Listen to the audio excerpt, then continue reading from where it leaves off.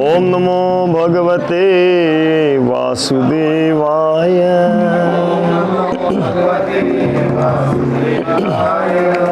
ओम नमो भगवते वासुदेवाय।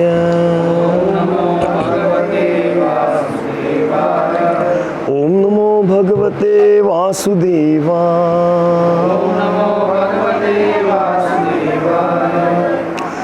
ओम अज्ञानतिमिरन्धस्य ज्ञानञ्जनशलाकया चक्षुरुन्मिलितं येन तस्मै श्रीगुरवे नमः। श्रीचैतन्यमनोभीष्टं स्थापितं येन भूतले स्वयं रूप कदा मह्यं ददाति स्वपदान्तिकम्।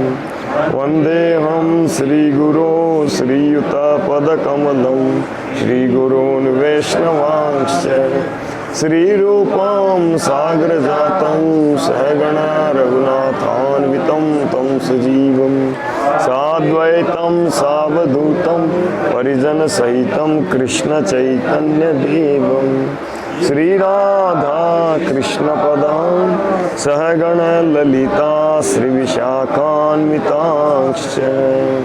हे कृष्ण करुणा सिंधु जगत्पते गोपेश गोपिका कांत राधा कांत नमोस्तुते। तप्त कांचन गौरांगी राधे वृंदावनेश्वरी वृषभानुसुते देवी प्रणमामि। वाञ्छाकल्पतरुभ्यश्च कृपा पतितानां पावनेभ्यो वैष्णवेभ्यो नमो महावदन्याय कृष्णप्रेमप्रदायते कृष्णाय कृष्णचैतन्य नाम्ने गौरतिशे नमो। जय श्री कृष्ण चैतन्य प्रभु नित्यानंद श्री अद्वैत गदाधर श्रीवासादि गोविंद। हरे कृष्ण कृष्ण कृष्ण हरे हरे हरे राम नमो ओम विष्णुपादाय कृष्ण पृष्ठाय भूतले स्वामी निति नामिने नमस्ते सारस्वती देवे गौरवाणी प्रचारिणी निर्विशेष शून्यवादी पाश्चात्य देशतारिणी। मूकं करोति वाचालं पंगुं लंघ्यते गिरिं यत्कृपातमहं वन्दे श्रीगुरुदिनतारिणे परमानंद माधवं श्री चैतन्येश्वरम्। श्लोक 4 को गाइए। कौन गाएंगे? हाँ गाइए, पीछे पीछे गाइए। ददाति प्रतिगृह्णाति पूयमाख्याति पृच्छति भुक्ते भोजयते चैव षड्विधं प्रीतिलक्षणम्। ददाति प्रतिगृह्णाति पूयमाख्याति पृच्छति भुक्ते भोजयते चैव षड्विधं प्रीतिलक्षणम्। यस्य गिरितं मनसान्द्रियेत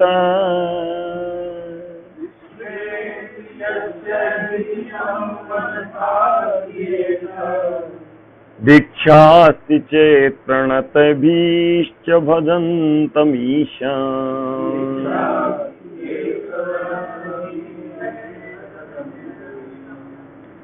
दीक्षास्ति चेत् प्रणतिभीश्च भजन्तमीशम्।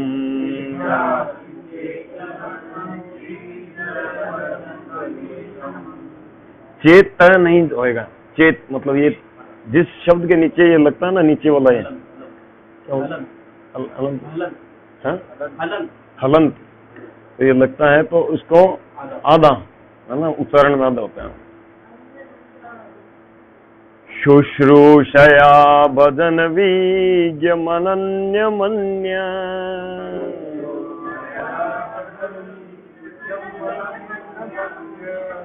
शुश्रूषया भजन वीर्यमनन्यमन्य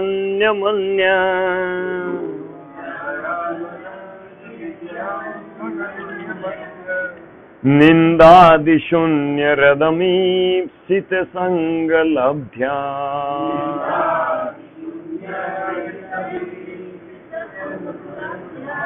निन्दादिशून्यरदमीप्सित संगलब्ध्वा लब्ध्या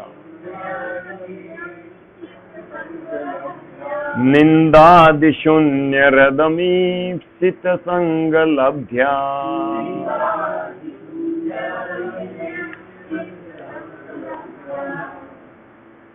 दो एक प्रभु लोग एक माता लोग गाइए। हाँ हाँ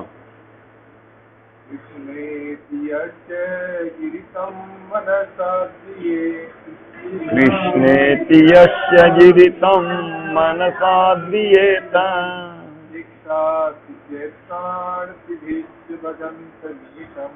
दीक्षासि चेत प्रणतभीश्च भजन्तमीशाम्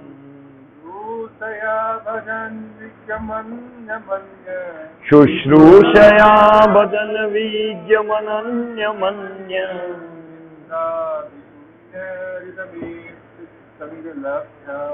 निन्दादिशून्यरदमीप्सित संगलब्ध्वा। माता लोग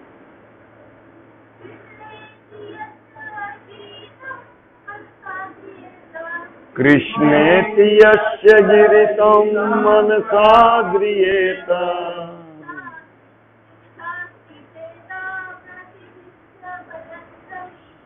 दीक्षासि चेत् प्रणतभीश्च भजन्तमीशम्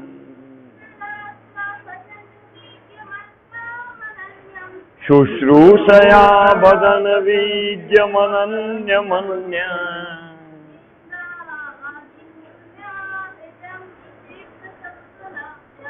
निन्दादिशून्यरदमीप्सित संगलब्ध्या। श्लोक संख्या 4 के शब्दार्थ। ददाति दान देता है, प्रतिगृह्णाति बदले में स्वीकार करता है, गुह्यम गोपनीय विषय, आख्याति बताता है, रक्षति पूछता है, भूखते खाता है, भोजयते खिलाता है, च धी एवं निश्चय ही, तटविधम 6 प्रकार के, प्रीति प्रेम, लक्षणम लक्षण। श्लोक 5 के शब्दार्थ। कृष्ण भगवान कृष्ण का पवित्र नाम, इति इस प्रकार, यश जिसके, गिरी शब्दों या वाणी में, तम उसको, मनसा मन से, आद्रियेत आदर करना चाहिए, दीक्षा दीक्षा, अस्ति है, चेत यदि, प्रणति भी प्रणाम के द्वारा, च भी भजंतम भक्ति में लगा हुआ, ईशम भगवान की, शुश्रूषया व्यावहारिक सेवा द्वारा। हरे कृष्णा। भजन विज्ञम भक्ति में आगे बढ़े हुए को, अनन्यम अविचल, अन्य निंदा आदि अन्यों की निंदा इत्यादि से, शून्य पूर्णतया विहीन, हृदम जिसका हृदय, इप्सिता इच्छित, संग संगति लब्ध्या प्राप्त करके।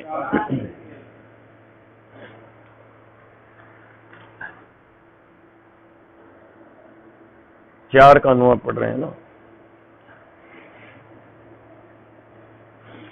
दान में उपहार देना, दान स्वरूप उपहार स्वीकार करना, विश्वास में आकर अपने मन की बातें प्रकट करना, गोपनीय ढंग से पूछना, प्रसाद ग्रहण करना तथा प्रसाद अर्पित करना, भक्तों के आपस में प्रेम पूर्ण व्यवहार के ये 6 लक्षण हैं, है ना। कृपया दोहराइए। दान में उपहार देना, दान स्वरूप उपहार स्वीकार करना, विश्वास में आकर अपने मन की बातें प्रकट करना, गोपनीय ढंग से पूछना, प्रसाद ग्रहण करना तथा प्रसाद अर्पित करना, भक्तों के आपस में प्रेम पूर्ण व्यवहार के ये 6 लक्षण हैं। 5 का अनुवाद। मनुष्य को चाहिए कि जो भक्त भगवान कृष्ण के नाम का जप करता है एवं उसे चाहिए कि वह उस शुद्ध भक्त की संगति करे और श्रद्धा पूर्वक उसकी सेवा करे जो अनन्य भक्ति में आगे बढ़ा हुआ है और जिसका हृदय दूसरों की आलोचना निंदा करने की प्रवृत्ति से सर्वथा विमुख है। तो कितने लोग पढ़ के आए हैं अनुवाद तात्पर्य? 4 को कौन कौन पढ़ के आए? 4, 5, 6, 7, 8, 9, 10, 11। ठीक है, 4 को पढ़ने की जरूरत नहीं है। 5 का तात्पर्य? हाँ आप लोग, हाँ अगली बार से ना साउंड सिस्टम लगा ले। मेरा भी गला खराब हो जाता है तेज गा के। कूलर का स्पीड धीरे नहीं होती क्या? अब बंद कर दो।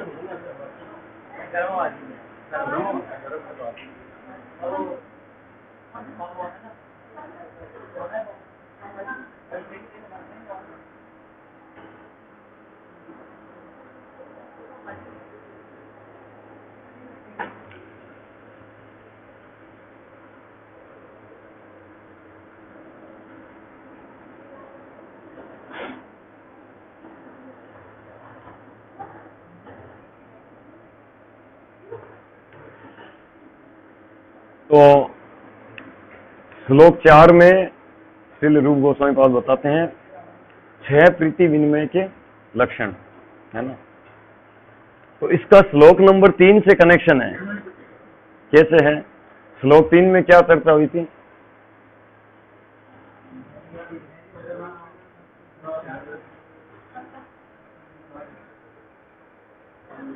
छह कार्य जिनसे भक्ति नष्ट हो जाती है, यही था, यही था। बढ़ जाती है। 6 कार्य जिनसे भक्ति बढ़ जाती है। कौन से थे 6 कार्य? सत्कर्म, है ना। तो उत्साह, है ना, भक्ति में उत्साह पूर्वक मतलब भक्ति के कार्यों को उत्साह पूर्वक करना, निश्चय के साथ, निश्चय कर लेना, केवल उत्साह नहीं, निश्चय के साथ, और फिर धैर्य भी रखना, है ना, जल्दी रिजल्ट की कामना नहीं करना, है ना। और तत्त कर्म मतलब भक्ति के जो साधना, भक्ति के विधि नियम, उनका पालन करना, संग त्यागात, संसार के लोगों की संगति नहीं करना, सतह व्रतें तो साधुओं की वृत्ति मतलब जो आचार्यों के पद चिन्हों का अनुसरण। तो इस संग त्यागात यानी दूसरे नंबर श्लोक में भी यही बताया था क्या था, जन संघर्ष लोल्यस्य, है ना, जन संघ, और उसमें कहा संघ त्याग। अब ये चर्चा से क्या है कि भक्त जो है इतना तो समझ गया कि हाँ, हमको संसार के जो लोग हैं जिनकी भोगों में कामना है उनका संग नहीं करना, या जो भगवान की भक्तों की निंदा करते हैं उनका हमको संग नहीं करना। तो अब आगे बता रहे हैं कि हमको संग करना किसका है और कैसे संग करना है। भक्तों का संग करना है ऑब्वियसली। अब भक्तों का संग कैसे करना है ये बताएं, क्योंकि उसमें श्रील कृपा तात्पर्य में कहते हैं ना कि असत संग से हम बच पाएंगे जब हम भक्तों के संग में रहेंगे। अगर हम खाली रहेंगे तो हम असत संग में जाएंगे। तो भक्तों के संग में कैसे रहना, उसके लिए ये श्लोक में बताया कि भक्तों के संग में रहने के लिए क्या है ना। तो 6 प्रीति विनिमय के कार्य हैं जिनको हमें करना है ना। 6 प्रीति विनिमय के, 6 आदान प्रदान। अब ये 6 आदान प्रदान देखिए संसार के लोग भी करते हैं, है ना, करते हैं ना, बताइए कोई। ददाती प्रतिगृह्णाति, मतलब गिफ्ट देना, गिफ्ट लेना, करते हैं ना। और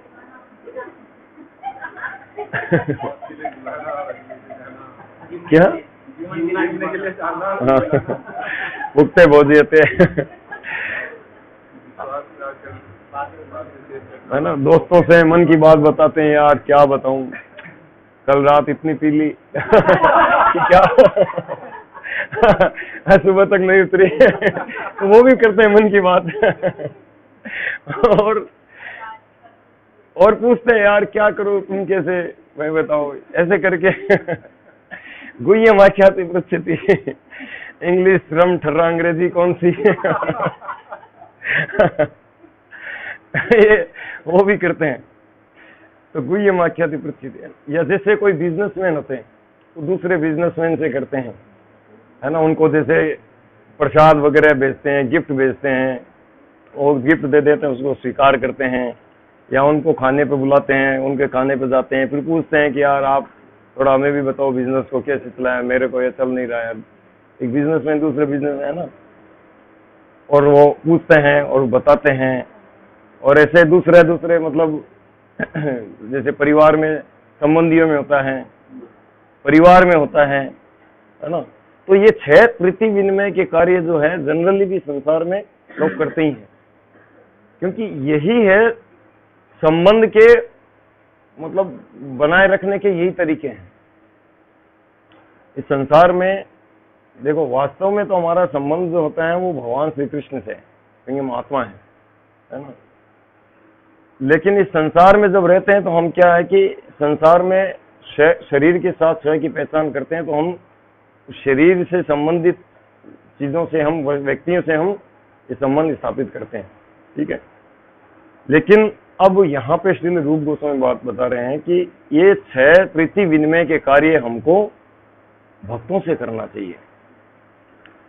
अभी तक हम दुनिया में करते आए हैं, है ना। अभी हम इनको क्या करना है, भक्तों में करना है। जब हम भक्तों में करेंगे, करते रहेंगे, उसमें व्यस्त रहेंगे, तो संसार के लोगों से मिलने का, उनके साथ ये आदान प्रदान करने का समय ही नहीं रहेगा। क्या, क्यों नहीं कर सकते?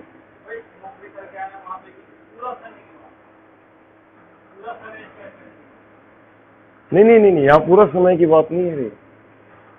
पूरा समय का मतलब है कि हमारा शरीर को जो हम 6-8 घंटा देते हैं, सोना उठना नहाना आदि, और हमारे मतलब जो वृत्तिपरक कार्य के लिए हम 8-10 घंटा देते हैं, तो ये दोनों देने के बाद भी हमारे पास 8 घंटे 6 घंटे बचते हैं। तो वो 8-6 घंटे में हम क्या करते हैं, व्यर्थ के इधर उधर कार्य करते हैं, व्यर्थ के रिलेशन क्रिएट करते हैं, उनको पोषण करते हैं। तो उन व्यर्थ के रिलेशन पोषण करने की बजाय भक्तों से करो।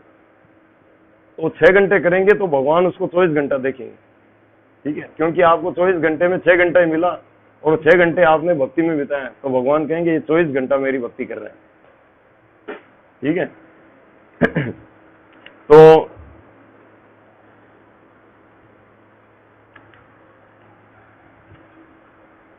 6 प्रीति विनिमय के कार्य हम संसार के लोगों में करते हैं, इनको हमें भक्तों में करना है, ठीक है ना। तो पहला है ददाती, और दूसरा है प्रतिग्रहणाति, है ना, यानी देना लेना, दान देना लेना या उपहार देना लेना या उपहार स्वरूप दान देना लेना, है ना। तो श्रील प्रभुपाद तात्पर्य में बताते हैं,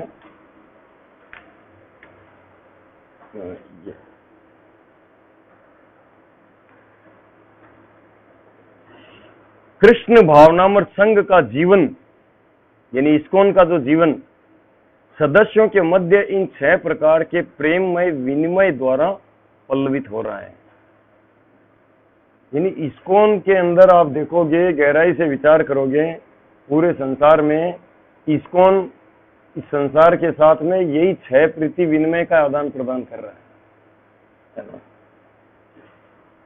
अतः लोगों को इस्कॉन के भक्तों से संगति करने का अवसर प्रदान किया जाना चाहिए, क्योंकि ऊपर जिन 6 विधियों का वर्णन किया गया है उन्हीं के आदान प्रदान मात्र से सामान्य व्यक्ति अपनी सुप्त कृष्ण भावनाओं को पूर्णतया जागृत कर सकता है ना। ये तो बड़े आश्चर्य की बात हो गई कि मात्र ये प्रीति विनिमय को आदान प्रदान करो और इसी से कृष्ण भावनामृत जागृत हो जाएगा। इतना सरल है, हाँ इतना सरल है ना। देखिए एक और हम इससे दो पे मतलब 4 पेज आगे एक और पढ़ते हैं, है ना।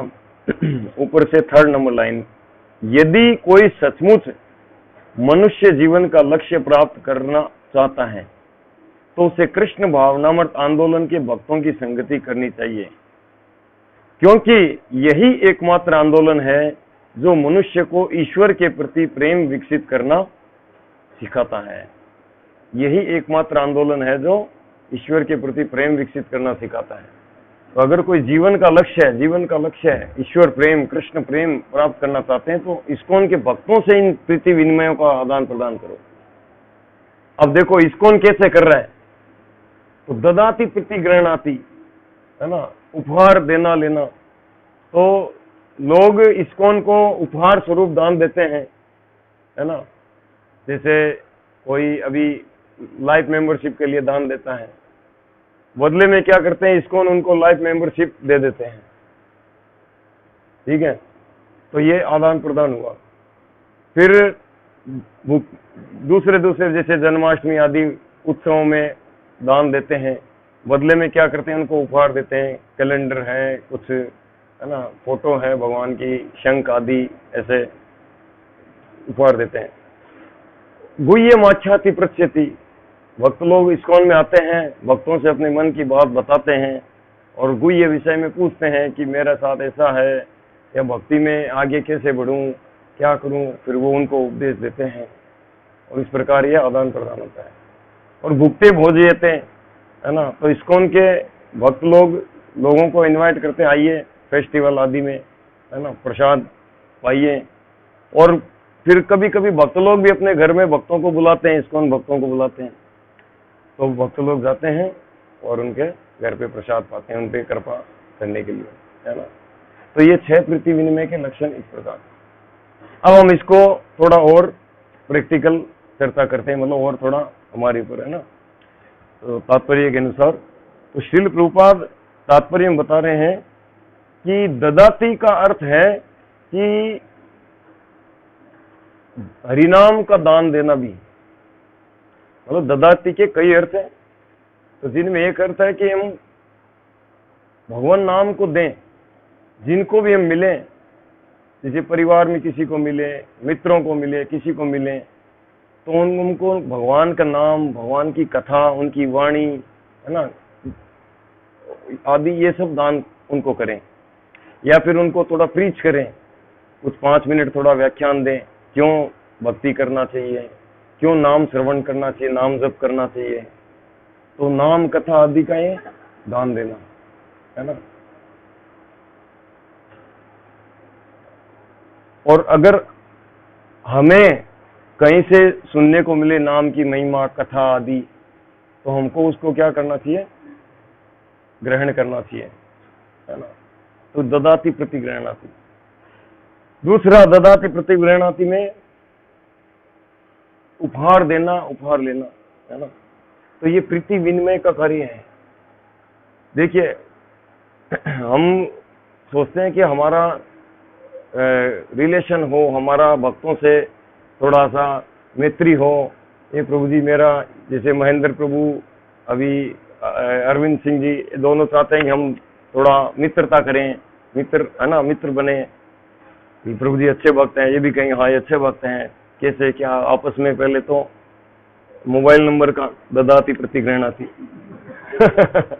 है ना, फिर थोड़ा आगे चल के कुछ उपहार देंगे, है ना, वो कुछ गिफ्ट दे सकते हैं, तो ददाती प्रतिग्रहणा थी। प्रभु जी मैं आपके लिए पेन लाया हूँ, प्रभु जी मैं आपके लिए एक की रिंग लाया हूँ।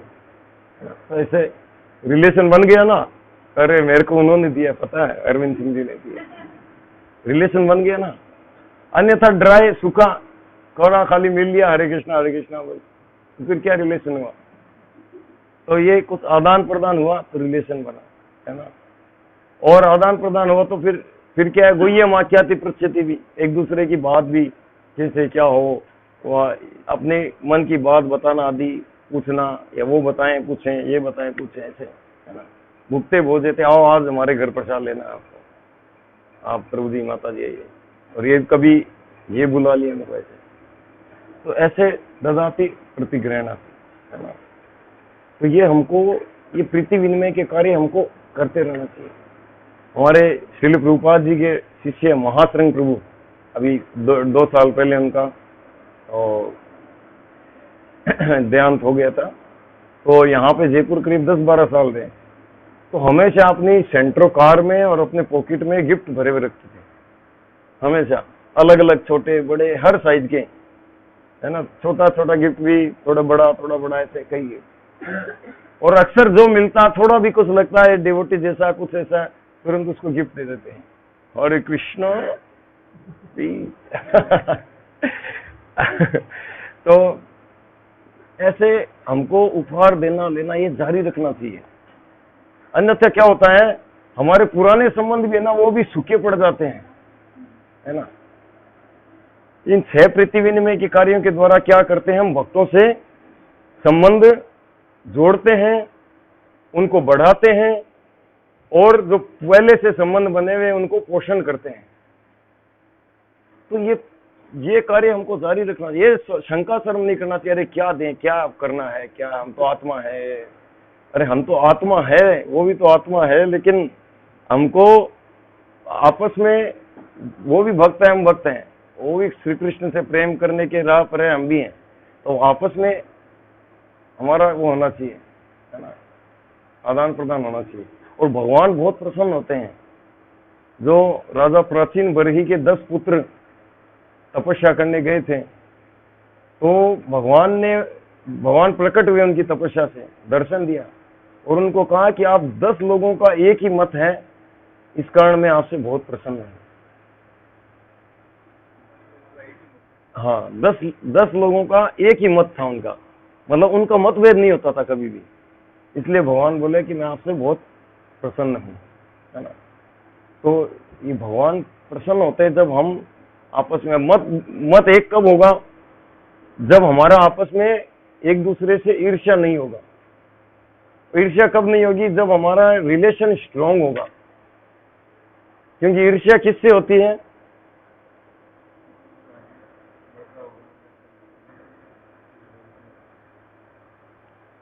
बताओ, ईर्ष्या किससे होती है? अपने से, हाँ, ना,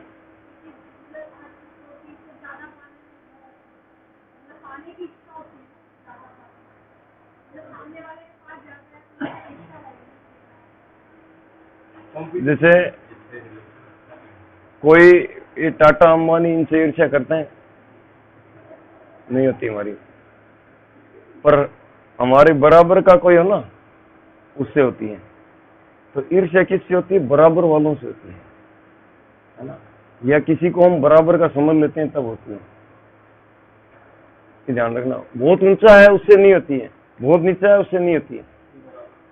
तो बराबर वाला होता है ना, उससे होती है। कब होती है? जब बराबर वाला देखता है थोड़ा सा आगे बढ़ रहा है, 1% भी अगर आगे बढ़ रहा है तो हमारा तुरंत होता है। और क्या कारण होता है कि हमारा रिलेशन स्ट्रांग नहीं होता, तब होता है। अगर रिलेशन स्ट्रांग हो तो कहेंगे अरे वो तो मेरा मित्र है, आगे बढ़ा है, बहुत अच्छी बात है। और मित्रता नहीं है, संबंध नहीं है, तो क्या होगा? आगे बढ़ रहा है, रिलेशन, वो ईर्ष्या होगी, है ना। तो इसीलिए चर्चा क्या चल रही थी?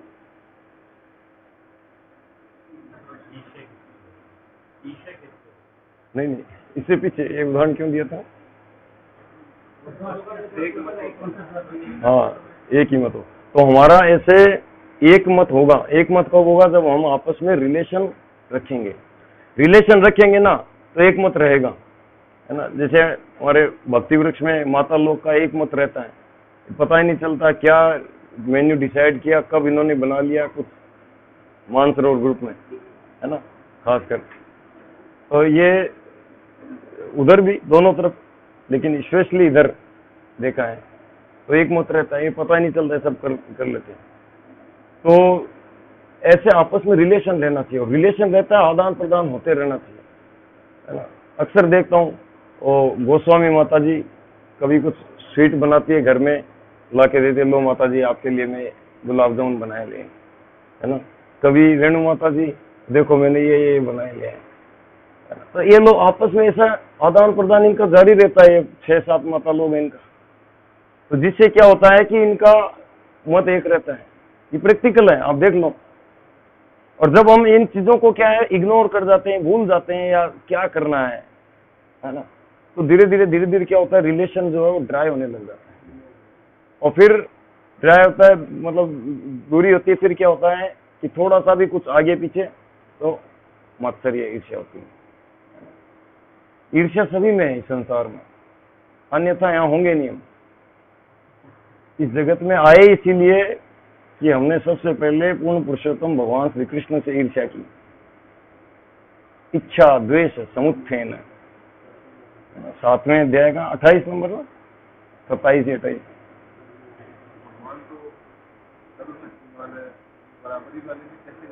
हाँ, उनको बराबर मान लेने के कारण मायावादी मानते हैं ना, मायावादी श्री कृष्ण से ईर्ष्या करते हैं, मायावादी कृष्ण अपराधी, वो अपने ही बराबर मानते हैं। नहीं, मायावादी अलग होते हैं, वो जानकारी है, उनको ज्ञान है पर अधूरा ज्ञान है,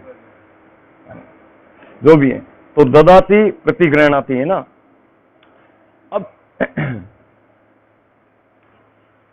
हमको जैसे जो पहला पॉइंट चर्चा किया कि किसी को भी नाम कथा आदि का ज्ञान हमको देना चाहिए।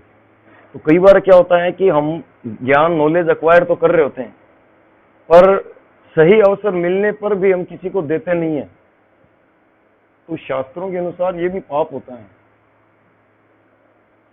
अगर हमारे को वेदों का ज्ञान है ना, शास्त्रों का ज्ञान है, भक्ति का ज्ञान है हमको, और हम दूसरों को दे नहीं रहे, जबकि वो योग्य कैंडिडेट हैं, हमको मिल रहे हैं और हम उनको देते नहीं हैं, तो उसमें क्या होता है, हमको कंजूसाई करने का पाप लगता है।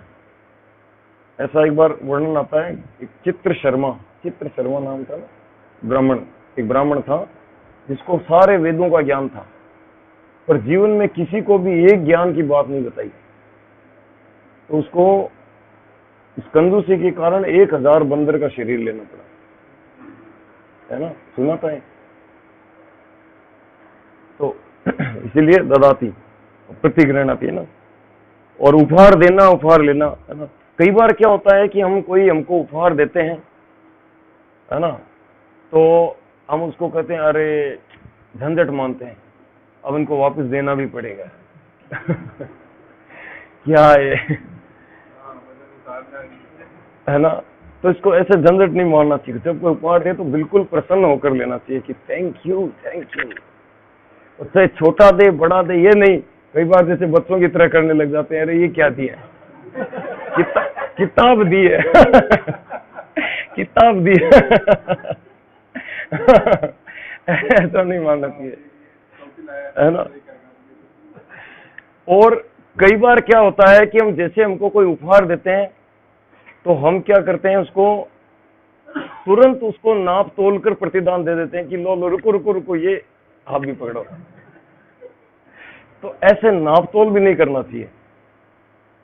जब दिया उस समय छोटा बनकर ले लेना चाहिए कि आपने कितना, थैंक यू, आपने दिया है मेरे को, है ना। तुरंत नहीं देना, बाद में फिर कभी कुछ समय बाद में मौका लेके और फिर देना चाहिए। ये तुरंत देना ये सांसारिक बिजनेस जैसा है, रजोगुण जैसा, रजोगुण से उत्पन्न होता है। अरे इसने दिया है, कितने की है, इतने की है, ये इतने की लो। ये नहीं, ऐसा नहीं करना चाहिए, है ना। तो ददाती प्रतिग्रहणाति, है ना। तो ये हमको कुछ करें ध्यान में रखते हुए ऐसे, है ना। और हमको प्रसन्न करने के उद्देश्य से उपहार देना चाहिए, है ना।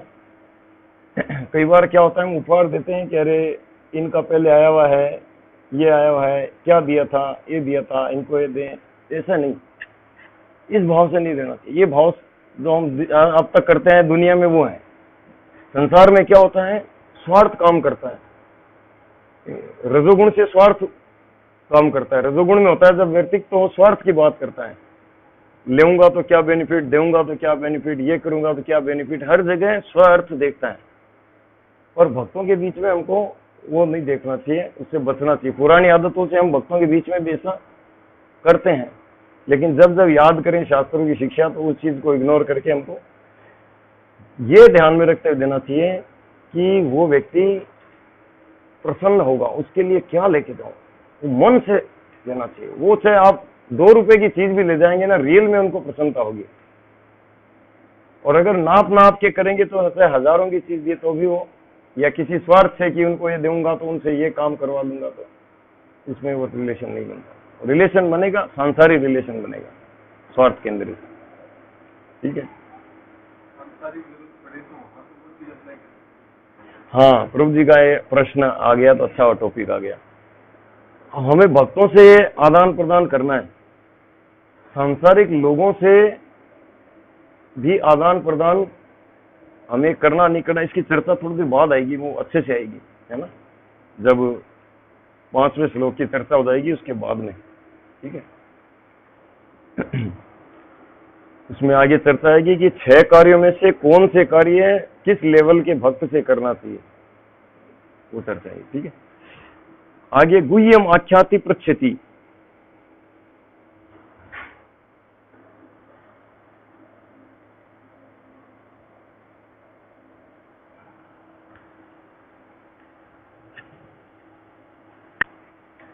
तो ये गुह्यम आख्याति पृच्छति हमको भक्तों से करना चाहिए, है ना।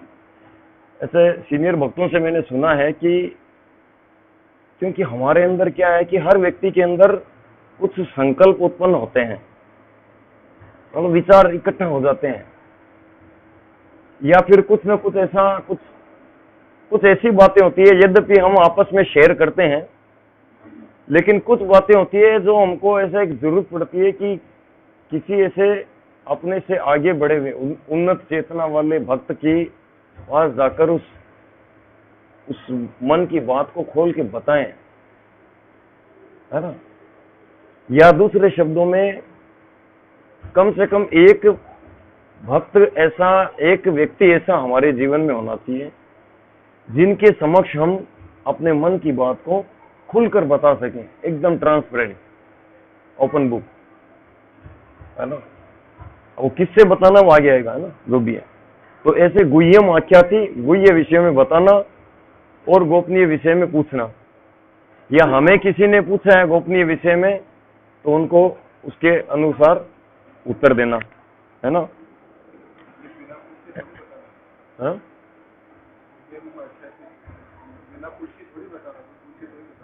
हाँ, कोई पूछे तो बताना, लेकिन मित्रता में क्या होता है कि जब लगे कि इसका ये प्रॉब्लम है, मेरे को इसका पता है, तो कुछ इनडायरेक्टली उस टॉपिक को सामने लाने का प्रयास करना चाहिए कि जिससे वो पूछे, और फिर भी ना पूछे तो नहीं बताना, ठीक है। अब इसके अंदर हमको एक बात समझने की है कि जब हमको कोई अपने मन की बात बताता है ना, इस संसार में खासकर आज के समय में किसी को भी दूसरे की बात सुनने की रुचि नहीं है लोगों में, समय नहीं है, रुचि भी नहीं है। और उसको कह दो कि तुम्हारी कुछ बात बताओ तो सारे काम छोड़ के अपने अंदर का सब निकाल देंगे, है ना। लेकिन सामने वाले का सुनो तो टाइम नहीं करेंगे, है ना। तो ऐसे में क्या होता है कि जब कोई भक्त ऐसे, कोई व्यक्ति ऐसे इस्कॉन के डिवोटी से जब मिलता है तो उसको उम्मीद होती है कि यार ये भक्त लोग हैं, गीता भागवत पढ़ते हैं तो भगवान की भक्ति करते हैं, इनको ज्ञान है तो सुनते रहते हैं, तो ये शायद मेरा कुछ करेंगे। यार प्रभु जी सुनो ना मेरे साथ, है ना, ऐसा है तो बताएं। तो उस समय हमको एक चीज ध्यान रखना चाहिए, हमको सहानुभूति पूर्वक सुनना चाहिए, एम्पैथिक लिसनिंग। इस पॉइंट को नोट करिए आप लोग, है ना, एम्पैथिक लिसनिंग, सहानुभूति पूर्वक हमको सुनना चाहिए।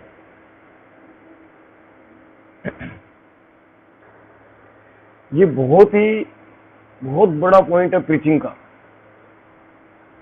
अगर आपके अंदर ये योग्यता है, आप बहुत अच्छे सक्सेस प्रीचर बन जाओगे, कांग्रीगेशन प्रीचर।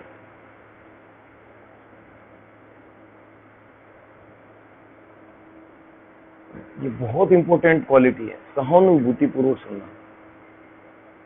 इसका उदाहरण देखिए कि कुरुक्षेत्र के युद्ध में, युद्ध जब आरंभ होने वाला था, तब अर्जुन भगवान श्री कृष्ण को कहते हैं कि हे अच्युत, कृपया ये मेरा रथ जो है दोनों सेनाओं के बीच में ले चलो, मैं थोड़ा देख लूं। अब बीच में गए जाते ही घबराने लगे, अरे ये मेरा भाई है, ये कजन है, गुरुजी है, दादाजी है, इनको मारना पड़ेगा, ये नाना जी है, ये सब, बाप रे अब क्या करूं, ये तो कांपने लगे। अब अर्जुन जो है करीब 24 श्लोक तक भगवान को अपनी बात बताता है। और भगवान श्री कृष्ण कितने बड़े आदमी हैं, हमसे कितने गुने, 10 गुना, 20 गुना, 100 गुना, 1000 गुना, लाख गुना, 10,000 गुना कितना कोई अनादिर आदिर गोविंदम सर्व कारण कारण, वो और अर्जुन की बात को और इतना ऐसे सुना जैसे कोई डॉक्टर पेशेंट की बात सुन रहा हो।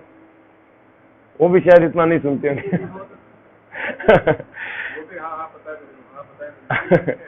मतलब ऐसे इतना, मतलब सहानुभूति पूर्वक सुनते हो, है ना, पूरा सुनते हैं, हाँ। मतलब ये नहीं कि सुन रहे कहीं, ध्यान कहीं और है, या दूसरा काम करते करते सुन रहे हैं, है ना, या फिर सुन रहे लेकिन बीच बीच में टोक रहे, अरे रुको, एक बार रुको, मेरी बात सुनो। नहीं, जितना अंदर है पूरा सुना। हाँ, बोलो अर्जुन, बोलो, क्या, बिल्कुल। तो ऐसे पूरा सुनने के बाद में फिर श्री कृष्ण बोलना शुरू किए, है ना। तो ऐसे ही क्या करना चाहिए कि जब हमको कोई अपने मन की बात बताए, गुह्यम आख्याति करे, तो हमको बिल्कुल सहानुभूति पूर्वक तसल्ली से उनकी बात को सुनना चाहिए। और बहुत बार तो ऐसा होता है 90% की केवल सुनने से ही हल हो जाता है। केवल सुना था, कुछ बोला ही नहीं, फिर वो कहेंगे कि बोल, हाँ तो अब आप बताओ, जैसे ही करेंगे, जब करना है करेंगे, गीता पढ़नी पड़े, आपने मेरी बात सुन ली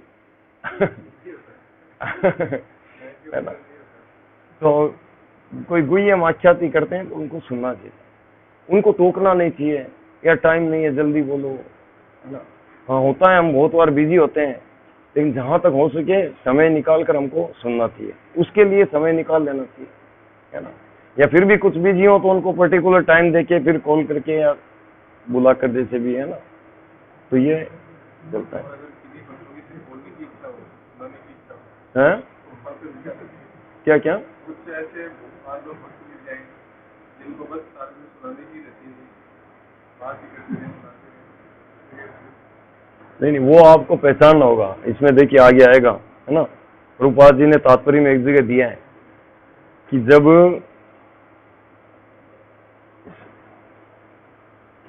49 पेज नंबर 49 में है। देखो आपके पेज नंबर पता नहीं कितना आएगा।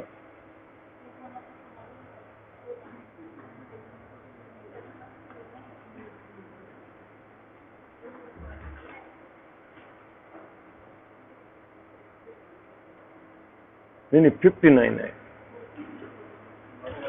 49 ओके ओके 49।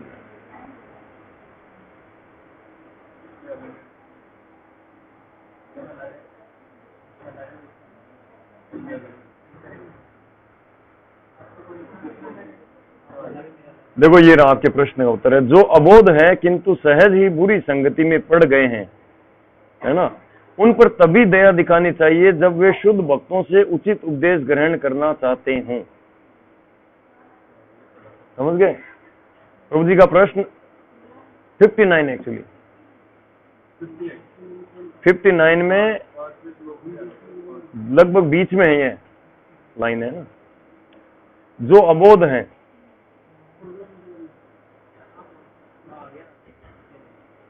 ना, जो अबोध है किंतु सहज ही बुरी संगति में पड़ गए हैं, उन पर तभी दया दिखानी चाहिए जब वे शुद्ध भक्तों से उचित उपदेश ग्रहण करना चाहते हों।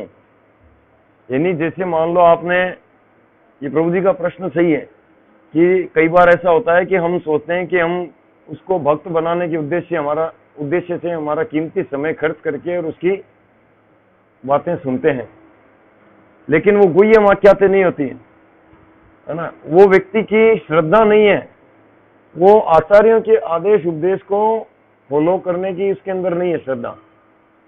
तो एक आध बार में थोड़ा सुनकर उनको थोड़ा टेस्ट लेना चाहिए कि देखो ऐसा श्रील प्रभुपाद आचार्य उनका गुणगान करके बताओ, उन्होंने बताया कि आप ये 4 नियम पालन करो, 16 माला जप करो, तो आपको कन्फर्म वो भगवत धाम ले जाएंगे। आचार्य हैं, वो बोल के गए, कमिटमेंट करें।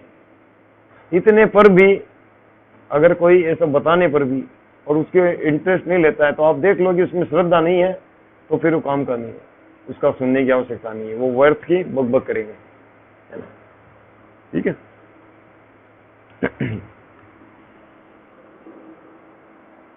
तो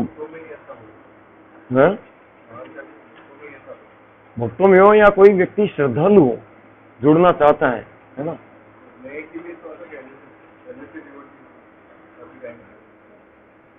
हाँ, तो उसमें भी ध्यान रखो। अगर वो आचार्यों के आदेश निर्देश में उनका श्रद्धा नहीं है तो वो भक्त है ही नहीं।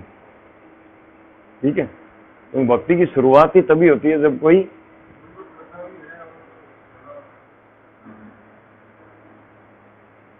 वो प्रजल पाए। ठीक है,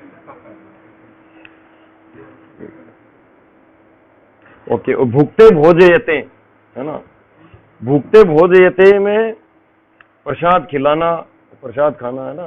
तो हमें ये भुगते भोजयते भी, ये आमंत्रण देना लेना। हमारे उदयपुर के एक भक्त हैं, कई भक्त हैं ऐसे, एक भक्त का एग्जाम्पल ले रहा हूँ। उदयपुर के भक्त हैं बृहद रूपा प्रभु। वो क्या करते हैं कि अपने पास में श्रीनाथ जी का प्रसाद हमेशा रखते हैं, तो कहीं पे भी जाओ। मायापुर नवद्वीप परिक्रमा में गए थे तो भी साथ में ले गए थे। जो भी कोई भक्त मिले, हरे कृष्णा प्रभु जी जानकार, जिसको मिले प्रसाद देते रहते हैं, है ना। तो ऐसे हमको प्रसाद जो है वो एक एनी टाइम घर में से रखना चाहिए कि हम कोई भी भक्त आया तो उनको प्रसाद दे सकें, या कोई व्यक्ति जो ऐसे जुड़ रहे हैं हमसे, थोड़ा मैत्री स्थापित कर रहे हैं, या हम किसी से मैत्री स्थापित कर रहे हैं, तो उनको प्रसाद का आदान प्रदान होते रहना चाहिए। प्राय हफ्ते 2 हफ्ते में, महीने में, जैसे भी अपने अपने स्थान काल पात्र परिस्थिति के अनुसार ये आदान प्रदान चलते रहना चाहिए, है ना। कि लो हमने आज मंगला भोग भगवान के लिए बनाया था, थोड़ा आपके लिए ले आया, है ना। एक प्रसाद का ऐसे आदान प्रदान। और कभी मित्रों को, है ना, भक्त मित्रों को घर पे आमंत्रित करना प्रसाद के लिए, या कोई हमें इनविटेशन दे तो स्वीकार करके, ऐसे।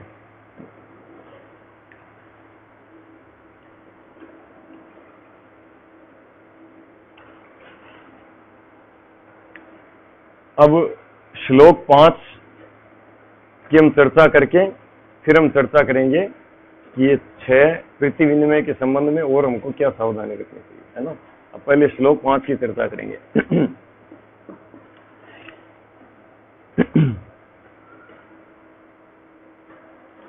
तो श्लोक नंबर 5 में अब श्रील रूप गोस्वामी यही बात बताने के लिए, है ना। 3 में बताया था कि असत्संग न करें और 4 में बताया कि भक्तों का संग किस प्रकार करें। ठीक है, भक्तों का संग कैसे करना है, ये 6 आदान प्रदान के द्वारा। अब 5वें में बता रहे हैं कि देखो भक्तों का ये जो 6 आदान प्रदान है, ये अलग अलग लेवल के भक्त से अलग अलग होता है। ये नहीं कि कोई सा भी आदान प्रदान किसी भी भक्त से धड़ धड़ कर दिया, नहीं। तो उसके लिए पहले हमको बता रहे हैं कि भक्तों के मोटा मोटी 3 श्रेणियां होती है ना, 3 कोटि के या 3 कनिष्ठ अधिकारी, मध्यम अधिकारी और उत्तम अधिकारी। ठीक है, तो इसमें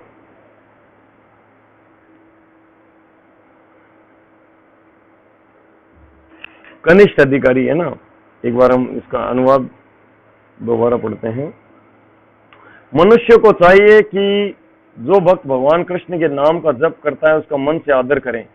उसे चाहिए कि वह उस भक्त को सादर नमस्कार करें जिसने आध्यात्मिक दीक्षा ग्रहण कर ली है और जो अर्चा विग्रह के पूजन में लगा हुआ है। एवं उसे चाहिए कि वह उस शुद्ध भक्त की संगति करे और श्रद्धा पूर्वक उसकी सेवा करे जो अनन्य भक्ति में आगे बढ़ा हुआ है और जिसका हृदय दूसरों की आलोचना निंदा करने की प्रवृत्ति से सर्वथा विमुक्त है। थोड़ा सा तात्पर्य भी पढ़ेंगे, है ना, क्योंकि ये जो श्लोक का अनुवाद है ना, उसको अब श्रील प्रभुपाद ने तात्पर्य में जो बता रहे हैं उसको समझना जरूरी है ना, तब हम समझ पाएंगे, अन्यथा हम थोड़े कंफ्यूज रहेंगे। पिछले श्लोक में किसी की तेज आवाज तो पढ़िए ना, पढ़िए। पिछले श्लोक में जिन 6 प्रकार की प्रीति की आदान प्रदान का उल्लेख हुआ है, उन्हें बुद्धिमता पूर्वक व्यवहार में लाने के लिए विवेक पूर्वक उचित व्यक्तियों का चुनाव करना होगा। अतएव श्री रूप गोस्वामी परामर्श देते हैं कि हमें वैष्णवों से उनके विशेष पद के अनुसार उचित रीति से मिलना चाहिए। इस श्लोक में वे हमें यह बताते हैं कि 3 प्रकार के भक्तों, कनिष्ठ अधिकारी, मध्यम अधिकारी तथा उत्तम अधिकारी के साथ किस तरह से व्यवहार किया जाए। कनिष्ठ अधिकारी ऐसा नौसिखिया है जिसे हरिनाम की दीक्षा गुरु से मिली है और जो भगवान नाम का जप करने का प्रयास कर रहा है। ऐसे व्यक्ति को मन ही मन कनिष्ठ वैष्णव के रूप में सम्मान देना चाहिए। मध्यम अधिकारी गुरु से आध्यात्मिक दीक्षा प्राप्त किए रहता है और गुरु उसे श्री भगवान की दिव्य प्रेमा भक्ति में पूरी तरह व्यस्त रखते हैं। मध्यम अधिकारी को भक्ति मार्ग के मध्य में स्थित समझना चाहिए। उत्तम अधिकारी वह है जो भक्ति में बहुत आगे बढ़ा होता है। उत्तम अधिकारी अन्यों की निंदा करने में रुचि नहीं लेता, उसका हृदय पूरी तरह स्वच्छ रहता है और उसे अनन्य कृष्ण भावनामृत अवस्था की अनुभूति हो चुकी होती है। श्री रूप गोस्वामी के मतानुसार ऐसे महाभागवत की संगति तथा सेवा अत्यंत वांछनीय है। मनुष्य को चाहिए कि वह कनिष्ठ अधिकारी ही बना रहे, न बना रहे, अधिकारी ही न बना रहे, जो सदैव भक्ति के निम्नतम स्तर पर रहता है और केवल मंदिर के अर्चा विग्रह की पूजा करने में रुचि दिखाता है। ऐसे भक्त का वर्णन श्रीमद् भागवतम के 11वें स्कंद 11.2.47 में इस प्रकार हुआ है। जो व्यक्ति मंदिर में अर्चा विग्रह की पूजा में अत्यंत श्रद्धा पूर्वक तल्लीन रहता है लेकिन यह नहीं जानता कि भक्तों या सामान्य लोगों से किस तरह व्यवहार किया जाए, वह प्राकृत भक्त या कनिष्ठ अधिकारी कहलाता है। अतएव मनुष्य को कनिष्ठ अधिकारी के पद से ऊपर उठकर मध्यम अधिकारी के पद तक पहुंचना चाहिए। श्रीमद् भागवतम 11.2.46 में मध्यम अधिकारी का वर्णन इस प्रकार हुआ है। मध्यम अधिकारी भक्त वह है जो पूर्ण पुरुषोत्तम भगवान को प्रेम के सर्वोच्च पात्र मानकर पूजता है, भगवत भक्तों को मित्र बनाता है, अज्ञानी के प्रति दया दिखाता है और जो प्रकृति से ईर्ष्यालु है उनसे दूर रहता है। भक्ति के ठीक है, एक बार रुको। तो कनिष्ठ अधिकारी, मध्यम अधिकारी और उत्तम अधिकारी, हम कनिष्ठ अधिकारी के लक्षणों का पहले जानते हैं। तो कनिष्ठ अधिकारी जो कि हम सभी हैं, कनिष्ठ अधिकारी हैं। तो हरिनाम दीक्षा या कभी कभी ब्राह्मण दीक्षा लेकर भी केवल अर्चा विग्रह की पूजा में ही लगा रहता है ना। यानी कि कनिष्ठ अधिकारी वो है जो अर्चा विग्रह में तो श्रद्धा है, ठीक है ना। श्रद्धा है मतलब पहली बात तो उनकी श्रद्धा एकदम कोमल होती है ना। कनिष्ठ, मध्यम, उत्तम, ये तीनों में जो एक चीज कॉमन है वो है श्रद्धा। उनमें बहुत कम श्रद्धा, उनमें दृढ़ श्रद्धा, और उनमें और महादृढ़ श्रद्धा, ठीक है। मध्यम अधिकारी में भी श्रद्धा एकदम प्रबल होती है और उत्तम अधिकारी में भी प्रबल होती है, वो और ज्यादा है ना। लेकिन कनिष्ठ अधिकारी में जो श्रद्धा है वो कोमल होती है, एकदम कोमल होती है ना। तो बताया जहां कोमल श्रद्धा से कनिष्ठ जन, जिनकी श्रद्धा कोमल है वे कनिष्ठ जन है। तो मंदिर में अर्चा विग्रह में भगवान को देखते हैं, पर नाम भगवान अभिन्न है, उसमें इतना श्रद्धा नहीं होता है। यानी कनिष्ठ अधिकारी की नजर में दुनिया में अगर भगवान है तो अर्चा विग्रह में ही है खाली, ठीक है।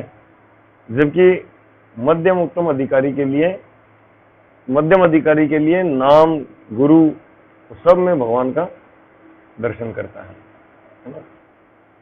नाम में, गुरु में, शास्त्रों में ये भागवत भगवान से भिन्न है।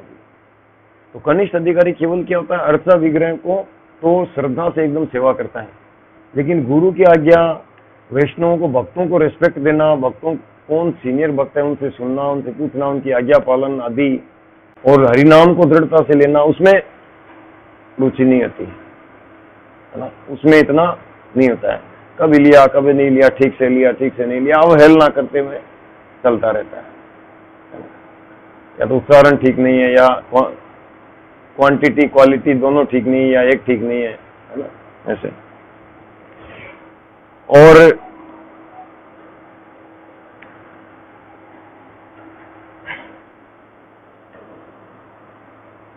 ठीक है, ये सारे पॉइंट्स आ चुके हैं नहीं।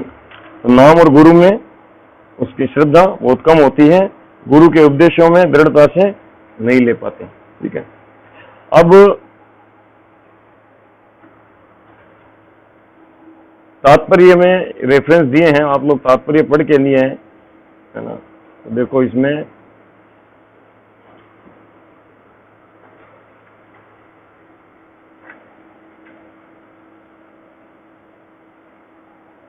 ये 64 नंबर पेज है। अतएव यार मुख्य एक कृष्ण नाम सहित वैष्णव करी है तहार समान। तो जो कृष्ण के पवित्र नाम के कीर्तन में अभिरुचि रखता है, या जो अभ्यासवश कृष्ण के नामों का कीर्तन करना पसंद करता है, उसे वैष्णव के रूप में स्वीकार करना चाहिए। यानी कि दूसरे शब्दों में भगवान चैतन्य महाप्रभु कहते हैं कि जार मुख्य सुनी एक बार कृष्ण नाम, वैष्णव जानिए सही करे सम्मान। अगर कोई एक बार भी कृष्ण नाम लेता है तो उनको वैष्णव जानकर उनका सम्मान करना चाहिए, है ना। तो अगर कोई कृष्ण नाम का अगर जप कर रहे हैं, एक मिनट इसको म्यूट कैसे करें,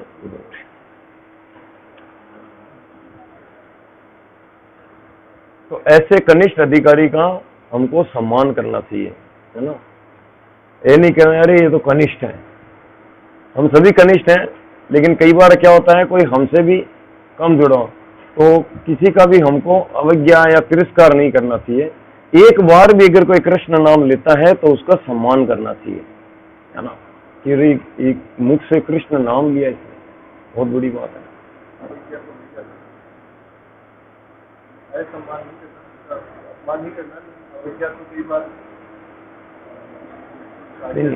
अवज्ञा अलग बात है, तिरस्कार नहीं करना। अवज्ञा तो गुरु की करते हैं, आज्ञा जिनकी पालन नहीं कर पाते वो उत्तम अधिकारी के साथ। तो उनका हमको तिरस्कार नहीं करना चाहिए, सम्मान करना चाहिए। ठीक है। और दूसरा है मध्यम अधिकारी। मध्यम अधिकारी भक्त जो है उनकी श्रद्धा अत्यंत दृढ़ होती है ना, उनकी श्रद्धा अत्यंत दृढ़ होती है। इसमें बताया शास्त्र युक्ति नाही जाने दृढ़ श्रद्धावान, मध्यम अधिकारी से ही महाभाग्यवान। यहां दिया हुआ तात्पर्य में शास्त्र युक्ति नहीं जाने, यानी वो शास्त्र ज्ञान में उतना निपुण नहीं होता मध्यम अधिकारी, है ना। बहुत शास्त्रों का ज्ञान होता है लेकिन पूरी तरह निपुण नहीं होता उसमें, और लेकिन श्रद्धा जो है वो दृढ़ है, वो मध्यम अधिकारी है। ठीक है ना। इस श्लोक को बताने के पीछे श्रील रूप गोस्वामी पाद का उद्देश्य है कि हम थोड़ा बहुत प्रैक्टिकली कम से कम इतना समझदार हो जाएं कि हम भक्तों के बीच में पता लगा सके कम से कम कि हाँ मेरे को ये कनिष्ठ लग रहा है, ये मध्यम लग रहा है, ये उत्तम लग रहा है ना। तो मन में थोड़ा सा मतलब, लेकिन उसको क्या करना चाहिए, ओपनली बखान नहीं करना, खासकर उत्तम अधिकारी के विषय में। लेकिन वो अपने बराबर और अपने से जो नीचे वालों को तो पहचान पाएगा अच्छे से, कोई भी भक्त होगा इन लक्षणों को जानकर। ठीक है। तो मध्यम अधिकारी मीन्स जो श्रद्धा जिसकी अत्यंत दृढ़ है लेकिन शास्त्र ज्ञान में उतना निपुण नहीं जितना उत्तम अधिकारी शास्त्र सिद्धांत में। ठीक है। शास्त्र ज्ञान, शास्त्र युक्ति मतलब शास्त्र के सिद्धांत, ये नहीं कि शास्त्रों का ज्ञान कि वो केकई की नानी की मामी कौन थी यही नहीं पता तो ये क्या उत्तम अधिकारी है। तो वो शास्त्र ज्ञान की बात नहीं हो रही, पौराणिक है ना। शास्त्र का जो कथाएं आदि हैं, जो पौराणिक कहानियां आदि हैं, है ना, पौराणिक कथाएं आदि हैं, वो अलग बात होता है कि किसी को बहुत पता है किसी को कम पता है। लेकिन शास्त्र सिद्धांत जो हर जगह शास्त्र के सिद्धांतों को जो अप्लाई कर पाते हैं, ठीक है ना, तो वो उत्तम अधिकारी होते हैं। उन सिद्धांतों में पूरी तरह अप्लाई नहीं कर पाते, मतलब शास्त्र सिद्धांतों को अंदर चूक रहती है, वो है मध्यम अधिकारी। ठीक है ना। दूसरा मध्यम अधिकारी का एक लक्षण बताया है कि वो मध्यम अधिकारी जो होते हैं वो भेद कर पाते हैं, वो भेद कर पाते हैं, है ना, क्या बोलते हैं, डिफाइन। वो भगवान में, शुद्ध भक्तों में, मध्यम भक्तों में, कनिष्ठों में और अभक्तों में या निंदकों में भेद कर पाते हैं। उन सबको वो अलग अलग भेद कर देगा, उसमें सक्षम होता है ना। तो श्रीमद् भागवतम में बताते हैं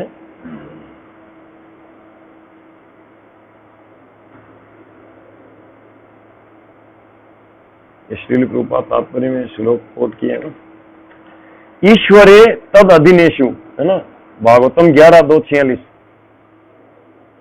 तात्पर्य में है, आप लोग नोट कर सकते हो। श्लोक का तीसरा ही है, अनुवाद का तीसरा। पेज नंबर हर बुक में अलग अलग हो सकता है। ईश्वरे तद अधिनेशु 11:2-46।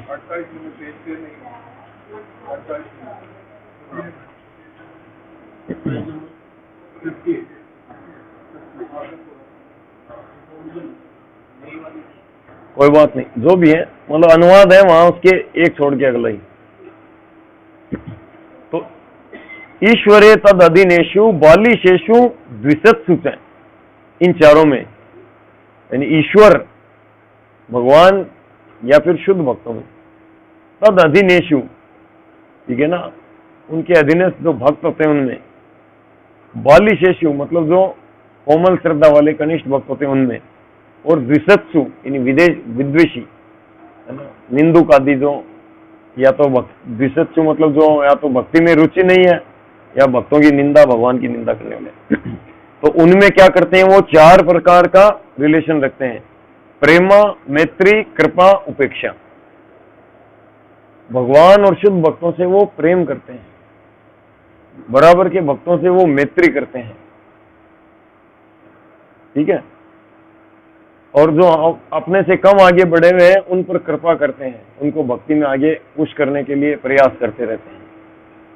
और जो भोगी है ना, संसार के आदि या जो विद्वेषी हैं, उनसे उनकी उपेक्षा करते हैं, मतलब उनसे वो दूर रहते हैं, ठीक है।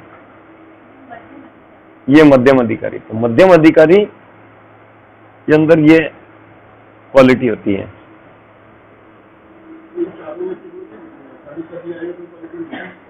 हाँ?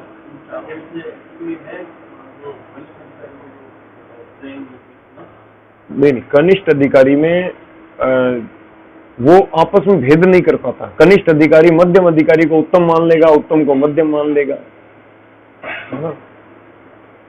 तो भगवान से उतना प्रेम नहीं रहता। हाँ, हाँ, है ना। प्रेमा है ना, सुनता है ना, प्रेमा मैत्री कर पाओ, भगवान से प्रेम नहीं रहता, आपस में मैत्री नहीं करता, है ना। आपस में जो बराबर के भक्तों से द्वेष आदि चलता है अनिष्ट अधिकारी का, है ना।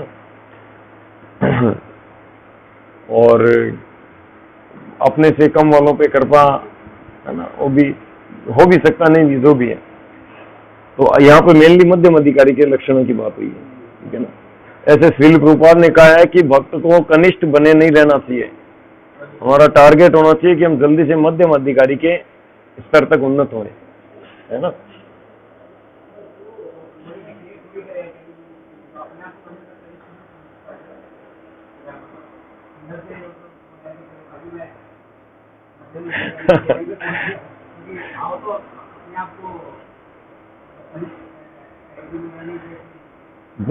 जो उत्तम अधिकारी है ना, वो अपने आप को समझते हैं कि मैं मूर्ख नंबर 1 हूं।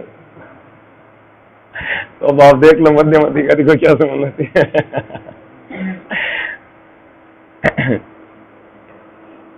फास्ट चलते हैं थोड़ा। वो कनिष्ठ से भी नीचे। प्रभु जी ने बताया कि प्राकृत सहजिया कौन है, जो कनिष्ठ से भी नीचे हैं। कभी कभी भगवान का थोड़ा बहुत नाम ले लेते हैं, लेकिन वो भी गुरु के भी शरणागत नहीं हुए, दीक्षा भी नहीं दी, है ना। हाँ, जो दीक्षा लिए, हाँ।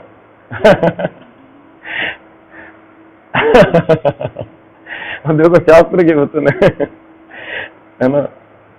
वो तो कनिष्ठ अधिकारी ऐसे अलग अलग भी। महाप्रभु ने कहा एक बार भी किसी के मुख से कृष्ण नाम सुना है तो उसे वैष्णव जानकर सम्मान करो।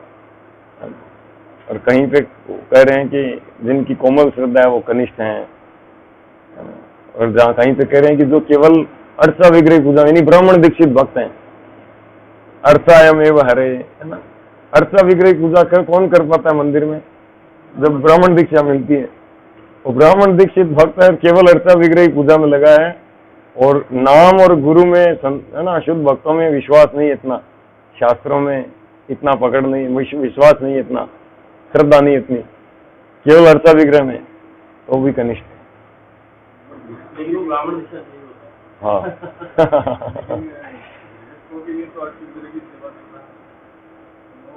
नहीं, ब्राह्मण दीक्षा लेके कर सकते हैं मंदिर में, यहाँ नहीं है। अभी हम बेंगलोर गए, वहां पूरा मंदिर कांग्रेगेशन ने बनाया। मंदिर का एक आध ब्रह्मचारी है वहाँ, 1-2 ब्रह्मचारी, बाकी सब कांग्रेगेशन आके सेवा करते हैं। हमारा चौपाटी मंदिर है वो, है ना, इस गिरगांव चौपाटी मुंबई, वहाँ कितने पूरा डीटी वर्शिप डिपार्टमेंट कांग्रेगेशन संभालते हैं, ब्रह्मचारी को देखना नहीं पड़ता। अब यहाँ पे भी शुरू हो गया, देखो आज प्रभु लोग डीटी डिपार्टमेंट के पूरा क्लीनिंग करके आए, गुंडिता मार्जन करके आए, है ना। वही तो फिस्ट चल रहा था। गुंडिता मार्जन फिस्ट चल रहा था हमारे। ठीक है, तो ये मध्यम अधिकारी है ना। मध्यम अधिकारी का एक विशेषता ये और होती है कि वो 24 घंटे सेवा में लगा रहता है ना। वो नाम में रुचि बढ़ाना और गुरु की सेवा संबंधित कार्यों में 24 घंटे लगा रहेगा। दूसरे कार्य में उसका इंटरेस्ट नहीं रहेगा, मतलब भक्ति को छोड़कर दूसरा भगवान श्री कृष्ण की प्रसन्नता के अतिरिक्त दूसरे कार्य में उसका इंटरेस्ट नहीं रहेगा। ठीक है ना, मध्यम अधिकारी है ना। और वो 10 नाम अपराध से वो बचता हुआ जप करेगा।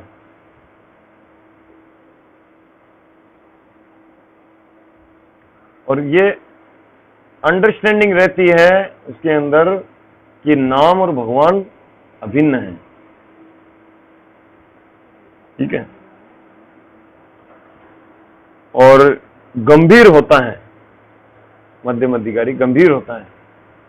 गंभीर मतलब जैसे समुद्र में क्या होता है कि ऊपर से लगता है एकदम शांत है, और अंदर देखोगे तो अंदर उसके अंदर पर्वत हैं, वो मतलब कई रत्नों की मूंगा चट्टाने आदि ये सब हैं, बड़ी बड़ी मछलियां तैर रही हैं अंदर, क्या क्या है, आजकल तो पनडुब्बियां भी चल रही हैं। तो गंभीर होता है, यानी कि ऊपर से लगता है कि इसके अंदर कुछ नहीं है, लेकिन अंदर जो है वो बड़े बड़े प्लान चल रहे होते हैं प्रचार के, भगवान की सेवा के, कि कैसे प्रचार को आगे बढ़ाया जाए, कैसे आगे बढ़ाया जाए। तो ये गंभीर होता है। ऐसे गंभीर का अर्थ ये है, तो मध्यम अधिकारी का एक लक्षण ये भी है। ठीक है,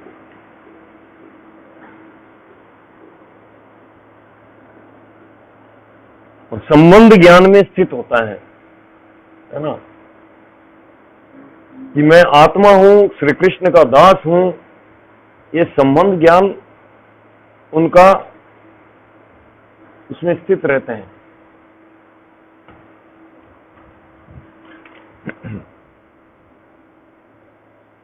ठीक है,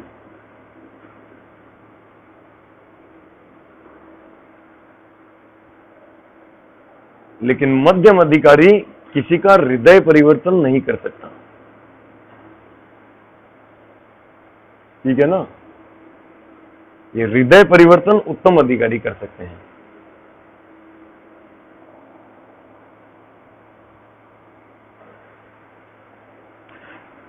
अब हम उत्तम अधिकारी के भक्त के लक्षणों की चर्चा करते हैं।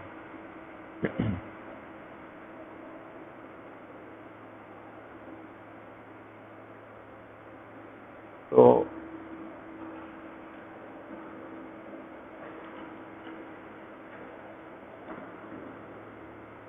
पढ़िए ये 5वें श्लोक का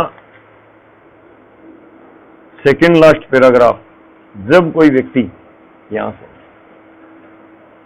हाँ कोई माता लोग पढ़िए।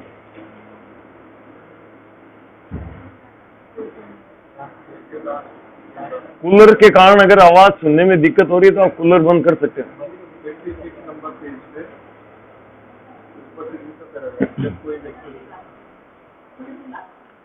हाँ पढ़िए जोर से, जल्दी।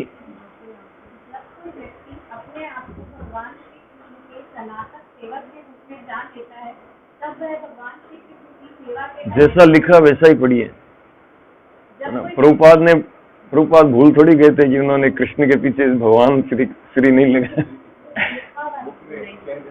क्या बात कर रहे हैं?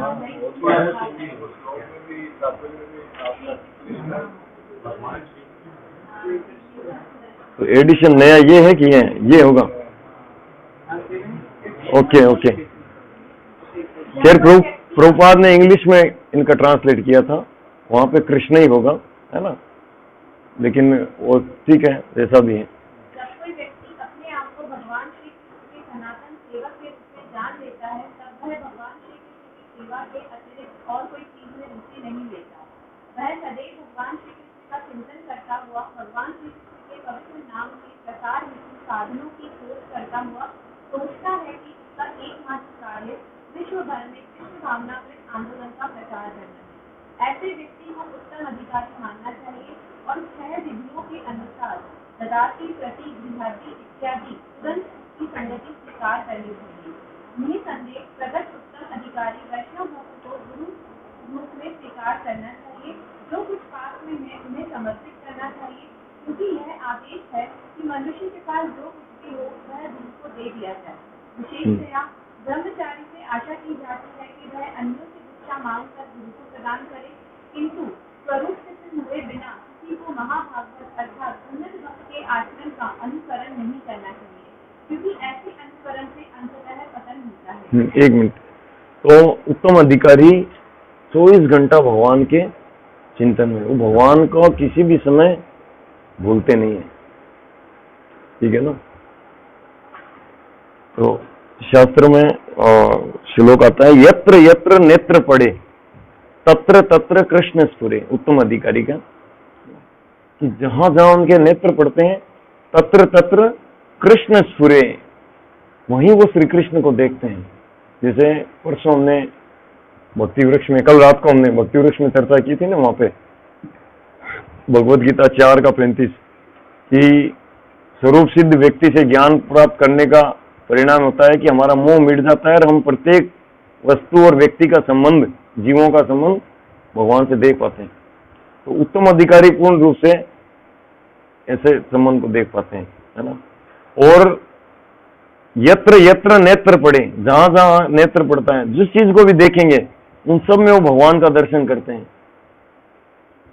तत्र तत्र कृष्ण स्फुरे, भगवान तो है ही वास्तव में, हम देख नहीं पाते है ना। जैसे काठ के अंदर अग्नि होती है ना, ये लकड़ी, इसमें अग्नि है, हम देख नहीं पाते, पर ये अग्नि के संपर्क में आने से प्रकट हो जाता है। तो ऐसे ही क्या है कि शुद्ध भक्त जो है वो पूरे संसार में प्रत्येक परमाणु के अंदर भगवान की उपस्थिति है, प्रत्येक जीव में भगवान की उपस्थिति है, तो उसको वो देख पाते हैं।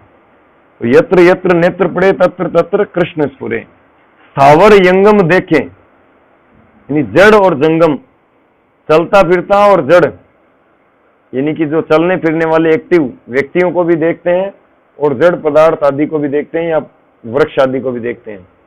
न देखे तार मूर्ति, वो उनके बाह्य रूप को नहीं देखते हैं। सर्वत्र तहार होए इष्ट देव स्फूर्ति, सब जगह उनको क्या होता है, इष्ट देव भगवान की स्फूर्ति, भगवान दिखते हैं उनको सब जगह।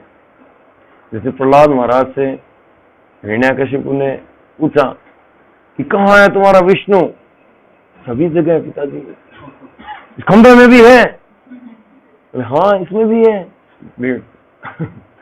लेके तलवार लगा दिया खंभे पर, है ना।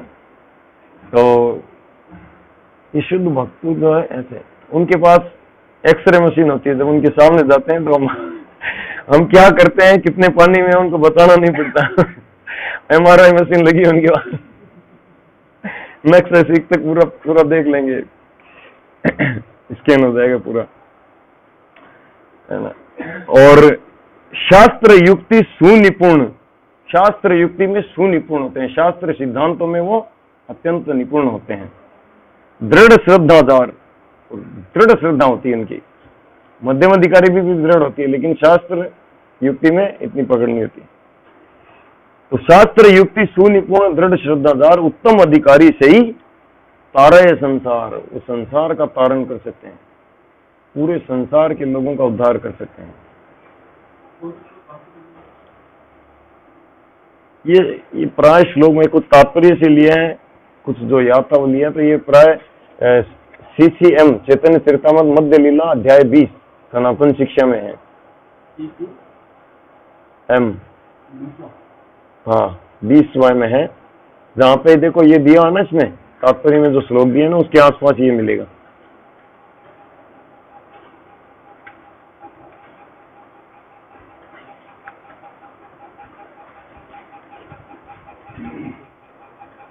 बाईस अच्छा 22 है क्या सनातन शिक्षा, शास्त्र युक्ति सुनिपुण, है ना। तो उत्तम अधिकारी पारसमणि के जैसे होते हैं, वो उनके संपर्क में आने वालों का सबका हृदय परिवर्तन कर देते हैं। जो जो श्रद्धावान उनके संपर्क में आते हैं हृदय परिवर्तन हो जाता है ना। वैष्णव भजन गाते हैं ना, जहार निकटे गेले पाप दूरे जा, जिनके निकट जाने मात्र से पाप दूरे जाए।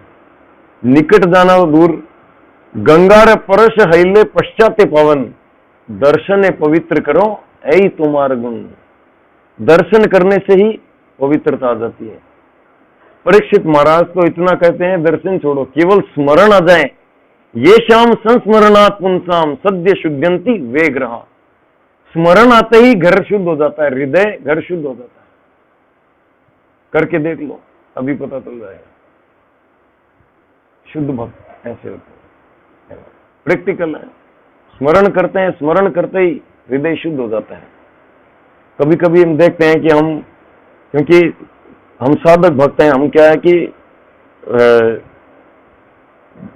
संसार के विषय वासनाओं से बचने का प्रयास करते हैं कि हमारा मन में कुछ अनुचित चिंतन ना आए और कुछ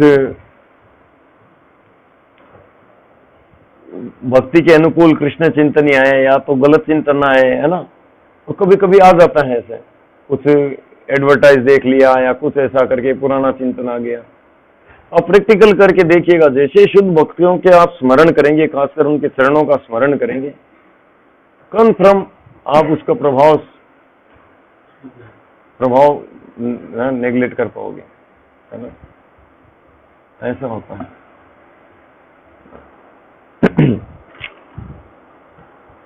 तो उनमें हृदय परिवर्तन की क्षमता होती है। संपर्क में आने वालों का ये हृदय परिवर्तन कर देते हैं, है ना। तो अब इसमें क्या है कि हमको इन चीजों को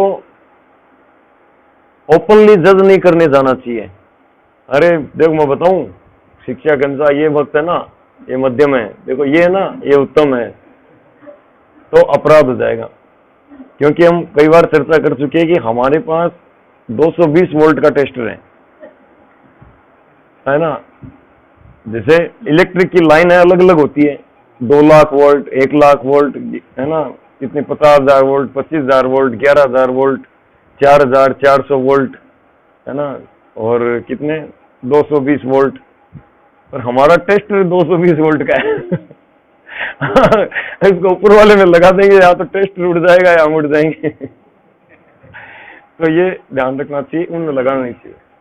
ध्यान रखना चाहिए कि हमको थोड़ा बहुत पहचाने और फिर कुछ डाउट आया, कुछ ऐसा काम पड़ा, तो हम जो सीनियर भक्त हैं उनसे परामर्श लेके कि मेरे को काम पड़ रहा है तो मैं इसे कैसे करूं, किस तरह से करूं, है ना। अवश्य हमको शास्त्रों की शिक्षा जीवन में अप्लाई करना चाहिए कि कहाँ पे कौन से कितनी लागू होती है। तो हम इतना तो कर पाएंगे कि हमारे से जो कम आगे बढ़े हुए हैं या हमारे समान हैं उनको थोड़ा बहुत पहचानने का प्रयास कर पाएंगे, है ना, इन लक्षणों के आधार पर, ठीक है। लेकिन बड़े भक्तों को जज करने नहीं जाना चाहिए, ठीक है ना। अब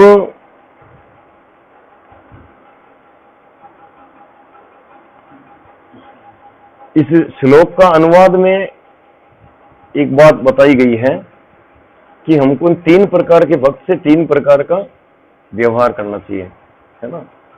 तो कनिष्ठ का आदर, मध्य में प्रणति और उत्तम में शुश्रूषा, है ना। उत्तम अधिकारी की हमको सेवा करनी चाहिए, कनिष्ठ अधिकारी का हमको आदर करना चाहिए, हमें उसका सम्मान करना चाहिए। मध्यम अधिकारी है उसको प्रणाम करना चाहिए। मध्यम अधिकारी भक्त कोई मिले नहीं, हम प्रणाम करना चाहिए। पंचांग अष्टांग आदि जो भी है, पंचांग प्रणाम, सॉरी, है ना, माता लोग प्रभु लोग सभी पंचांग प्रणाम, वैष्णव प्रणाम करते हैं। और उत्तम अधिकारी हो तो उनको साष्टांग प्रणाम करना चाहिए। माता लोग पंचांग प्रणाम, प्रभु लोग दंडवत प्रणाम, और उनकी सेवा करना चाहिए।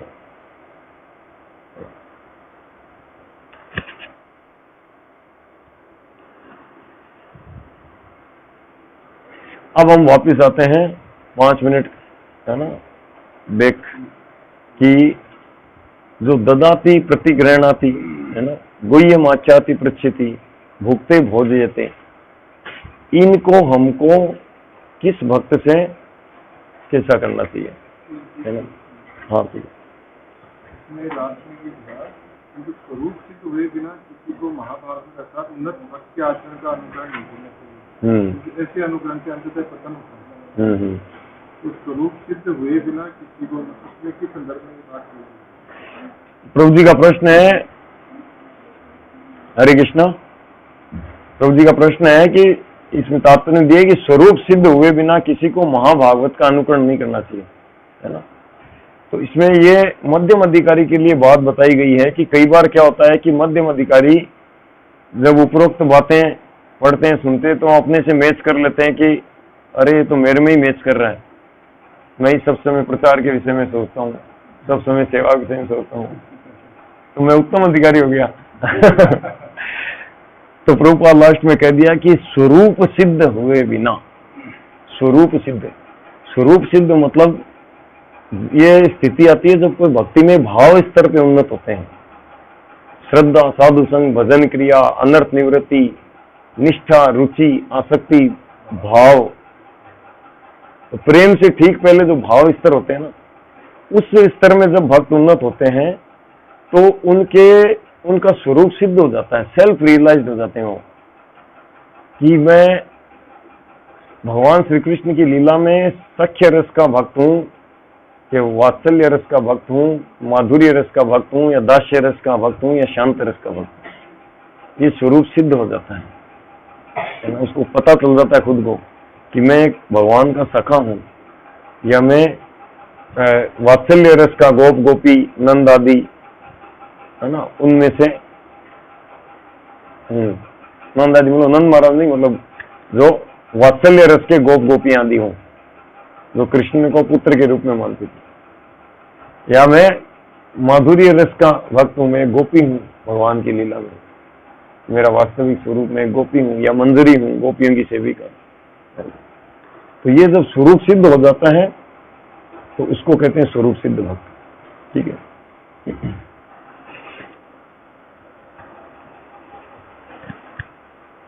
तो हाँ, अभी हम चर्चा करते हैं कि अभी प्रश्न, हाँ बताइए, इनसे रिलेटेड। नहीं बताइए बाद में, ठीक है। तो अब ये जो 6 प्रीति विनिमय के कार्य हैं, है ना, तो इनमें से ददाती प्रतिगृणाती मतलब गिफ्ट देना, गिफ्ट लेना, है ना, तो ये जो कार्य हैं ये हम भक्तों के अलावा सामान्य लोगों से भी कर सकते हैं, अगर वो विद्वेषी, कृष्ण विद्वेषी नहीं है ना, तो उनसे भी हम कर सकते हैं, ताकि कि लोक संग्रह के लिए कि चलो थोड़ा जुड़े तो उनको हम भक्ति में जोड़ पाएंगे। लेकिन अगर कोई विद्वेषी है या एकदम भौतिकता में रत है, जिसका श्रद्धा नहीं है, तो उनसे दूर रहना चाहिए, ठीक है ना। हाँ, दूसरा, हमको कभी कभी हमारे कार्यों के लिए, जैसे बिजनेस के लिए, परिवार के लिए, संबंधियों के लिए, हमारे जो सामाजिक रिलेशन आदि होते हैं उनके पोषण के लिए करना पड़ता है, तो उसमें ये ददाती प्रतिगृणाती कर सकते हैं। इसमें इतना हमको ऊपर इतना नहीं होता, किसी को गिफ्ट दिया, उन्होंने दिया तो ले लिया, उसमें क्या इतना वो जो भी नहीं है, हाँ रीति रिवाज चलता है, ठीक है ना। खास परिवार आदि में तो 6 ही चलते हैं, खासकर 4 तो चलते हैं, है ना, भुगते भोजते भी चलता है। और कनिष्ठ अधिकारियों से, यानी उनसे भी हम कर सकते हैं, गिफ्ट देना लेना है। लेकिन जो गुह्यम आख्याति प्रचिति है उसको कनिष्ठ अधिकारी से नहीं करना चाहिए, ठीक है। जो गुह्यम आख्याति प्रचिति, अपने मन की बात बताना, ये कम से कम मध्यम अधिकारी भक्त से ही होना चाहिए। उत्तम अधिकारी के साथ 6 रिलेशन करना ही चाहिए, कर सकते हैं, है ना।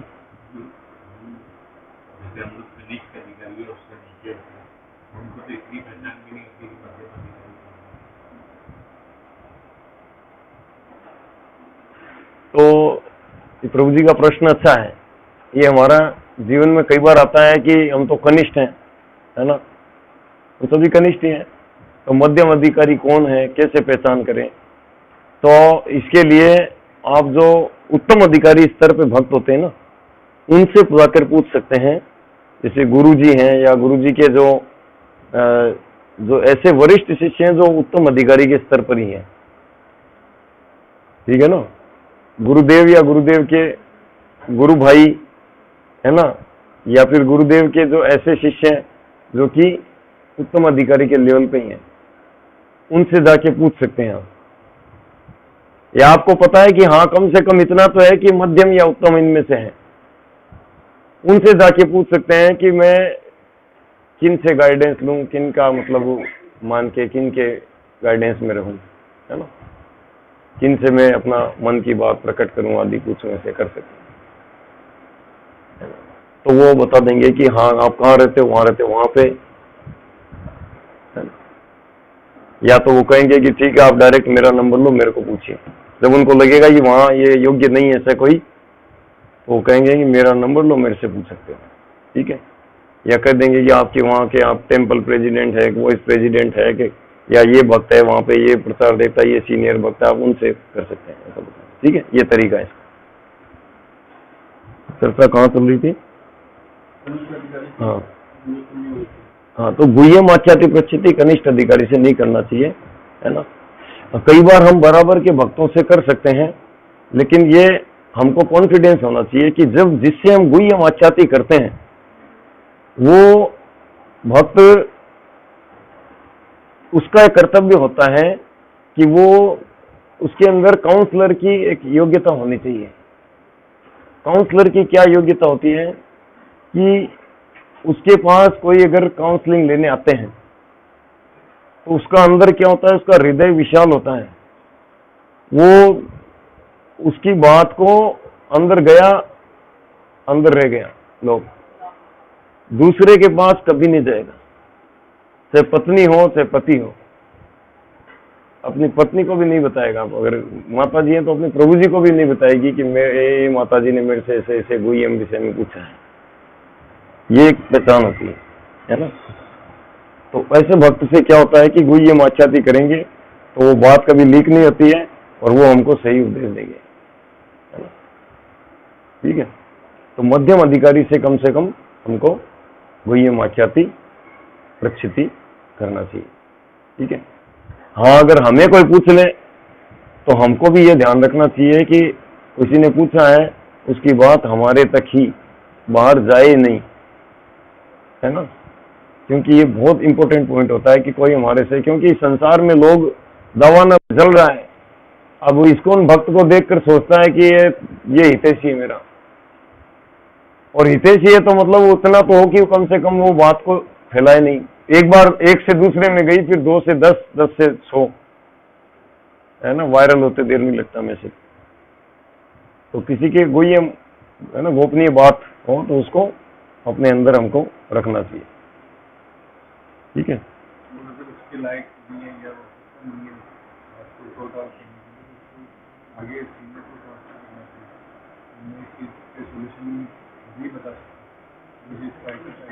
अगर कोई हमको गोपनीय बात कुछ पूछता है, काउंसलिंग लेने आते हैं और हमें लगे कि मेरे को इसका पता नहीं है या मैं शायद इसके योग्य, तो हम उनको रेफर करना चाहिए। ये तो हमेशा ध्यान रखना चाहिए, है ना। और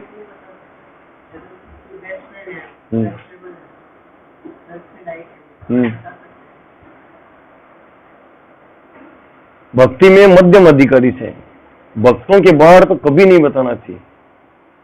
श्रील भक्ति विनोद ठाकुर कहते हैं कि ये जो भक्ति के जो कार्य हैं, है ना, 6 पृथ्वी में कार्य जो हैं, खासकर जो 4 जो हैं ऊपर के, है ना, भुक्ते भोज्यते गुह्यम आख्याति प्रक्षिति, इनको अगर हम असत संग में, अगर असत लोगों के साथ कर लिया भूल कर भी, चाहे जानकर चाहे अनजाने में कई बार करना पड़ गया, ऐसी परिस्थिति बन गई, तो इतना कड़क बताते हैं कि भक्ति हराइनु संसारी बनेनु कृष्ण रहे सुदूर। तो भक्ति हार जाएगा, संसारी बन जाएगा और कृष्ण दूर हो जाएंगे उससे। अगर कोई जाने व ज्ञाने व अज्ञाने असत है ये सब करे, असत व्यक्ति के साथ अगर ये कर लिया, क्या गुह्यम आख्याति प्रचिति, असत व्यक्ति को जार पूछा कि यार पता नहीं क्या हो रहा है, जब से इस्कॉन से जुड़ा हूं मेरे को आंखें जलती है यार दिन में। कब उठते हो? 4 बजे। हट 4 बजे को जगते हैं मेरी तरह 7 बजे जगा करो, इसीलिए तेरा पता है तेरा ये होगा ये होगा ये होगा, दुनिया भर का कचरा डाल देगा, खत्म। और कनिष्ठ अधिकारी से भी नहीं पूछना चाहिए। एक बार एक भक्त था, है ना, ये बात मैंने पहले भी बताई थी, जिसको एक सीनियर भक्त ने कहा था कि आपकी स्थिति ऐसी है कि आपके लिए उचित भी है, आप अभी फुल टाइम ज्वाइन करो, भगवान की पूरी सेवा में लगो, तो आप अच्छे भक्ति में प्रगति करोगे, यहाँ पे पूरा मंदिर में आप रहो, यहाँ सेवा करो। अभी अब सारी स्थिति अनुकूल थी, है ना। देखो उसका माता पिता उसके भाई के पास, भाई रहते हैं ना माता पिता के पास, उनकी कोई चिंता नहीं है, और धन आदि की कोई चिंता नहीं है, और खुद के पास भी लाखों रुपए इकट्ठा करा हुआ है, फिर भी मतलब और सेवा अच्छा, मतलब भक्त है, सिंसियर भक्त है, लेकिन नहीं, वो इसको जब जोड़ने के लिए कहा तो फिर क्या है, इधर से पूछा उधर से पूछा, फिर एक भक्त से पूछा जिसने कहा कि इधर आ, मैं बताऊं ब्रह्मचारी बन मत जाना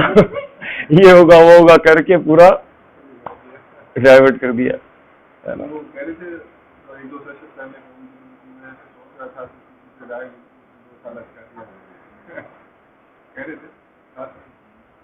हाँ, ऐसा होता है प्राय, जब हम ऐसे हर किसी से राय ले लेते हैं, कई बार क्या होता है, क्योंकि कनिष्ठ अधिकारी है ना, हम लोग क्या है कि पहचान नहीं पाते कि कौन मध्यम अधिकारी है, जैसे प्रभु जी ने बताया कौन नहीं, है ना। तो सबको हम मध्यम कनिष्ठ उत्तम सब एक ही जैसा मानते हैं, जो मिलता है अरे प्रभु जी हरे कृष्णा, इक्वल रेस्पेक्ट देते हैं सभी को, है ना। सेवा करने जाएंगे सबकी कर लेंगे, क्योंकि सेवा केवल उत्तम की, मध्यम अधिकारी से हमको जीवन का परामर्श आदि, है ना, उनके गाइडेंस में, उनकी मॉनिटरिंग में रह के उत्तम अधिकारी के आदेश निर्देश का पालन करना चाहिए, और मित्रता रखना चाहिए बराबर के भक्तों में, ठीक है। सेवा उत्तम अधिकारी की सेवा करनी, सेवा में क्या क्या चीजें आती हैं? सेवा मतलब, सेवा का परिभाषा है कि वो जैसा चाहते हैं वैसा करना, उनके आदेश उपदेश ही मेरे जीवन का सार है, वो है सेवा करना। तो ये उत्तम अधिकारी के साथ ही करना चाहिए, है ना। कई बार क्या होता है, मध्यम अधिकारी को उत्तम मानकर उनकी सेवा करने लग जाते हैं, फिर क्या होता है कुछ साल बाद, हाँ, उस कंडीशन में कई बार तो ऐसा होता है कि वो मध्यम अधिकारी इतना प्रगत है कि वो उत्तम बन गया, जैसे केरी है, वो केरी आम बन गया, तो वो तब तो ठीक है। तो भक्ति के ये 4 कार्य, 6 कार्यों में से ददाति प्रतिगणति, गिफ्ट देना लेना, ये तो हम किसी के साथ भी कर सकते हैं, बाहर भी कर सकते हैं, लेकिन सावधान ज्यादा न करें, जितना आवश्यक उतना, या फिर प्रचार के निमित्त, ठीक है। लेकिन भुक्ते भोज्यते गुह्यम आख्याति प्रचिति, ये हमको मध्यम उत्तम। लेकिन इसमें एक बात ये आती है कि अब आप कहोगे कि भाई भुक्ते भोज्यते, तो भी पहले तो बताया कि हमको एक दूसरे को प्रसाद पे बुलाना चाहिए, और अभी कह रहे हो कि ये केवल मध्यम अधिकारी के साथ होना चाहिए, तो ये कैसे है? अगर मध्यम अधिकारी या उत्तम अधिकारी हमको प्रसाद पर बुलाते हैं, है ना, जैसे फेस्टिवल में बुलाते हैं या फिर कहीं कोई बुला भी ले, तो हमको एकदम बिना हिचकिचाहट के जाना चाहिए, ठीक है। और हमको कोई बराबर वाला भक्त या हमारे नीचे कनिष्ठ भक्त या हमारा से कम आगे बढ़ा हुआ भक्त अगर हमको बुलाते हैं, तो हमको क्या करना चाहिए, उनको उस कृष्ण से संबंधित इस रिलेशन को देखते हुए और भगवान की प्रसन्नता के निमित्त जाना चाहिए कि भगवान आपकी प्रसन्नता के लिए हम मैत्री बढ़ाने के लिए कर रहे हैं, इसलिए जाना चाहिए।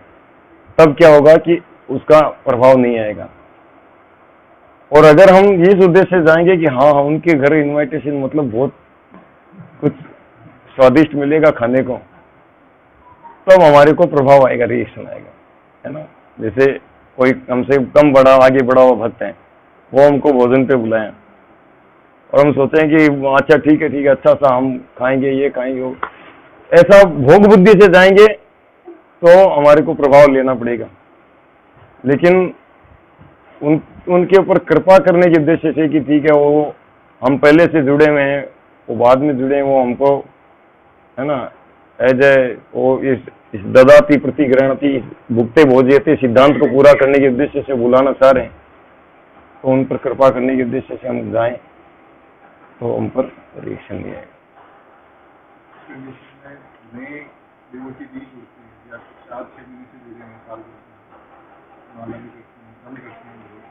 लेकिन अगर वो बुलाते हैं तो ठीक है जाना चाहिए, लेकिन वहाँ पर साथ में भी थोड़ा सावधान रखना चाहिए कि वहाँ साथ से ग्रहण करेगी चले वो उम्मीद डालने के बिना हो क्या या फिर वो जैसे पूरी तरह से आ सकते हैं देवी देवताओं के, पूरी तरह से नहीं थोड़ा। हाँ, तो इसमें आपको समझदार होना पड़ेगा, वो स्थान काल पात्र के अनुसार आपको विचार करना पड़ेगा। और आप उनको कह सकते हो कि प्रभु जी हम केवल फ्रूट्स लेंगे इस टाइम, इस तरह से वो आपको, तो फिर उस स्थिति में देखना पड़ेगा फोर्स कौन करेगा, या तो कोई भौतिक स्वार्थ होगा या फिर वो भक्ति में उत्सुक है तब करेगा, है ना। तो भक्ति में उत्सुक है तभी करेगा प्राय, तो फिर उनको कृपा करने के उद्देश्य से स्वीकार कर सकते हैं। तो गुरु कृष्ण से कि गुरुदेव मेरे को रुचि नहीं है, मैं तो अपने ये इनका मन है कि भक्ति में आगे बढ़े, इस उद्देश्य से मैं जा रहा हूँ।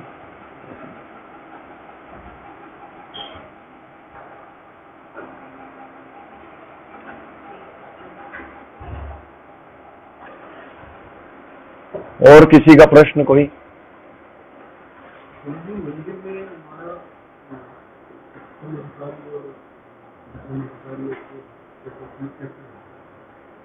मंदिर में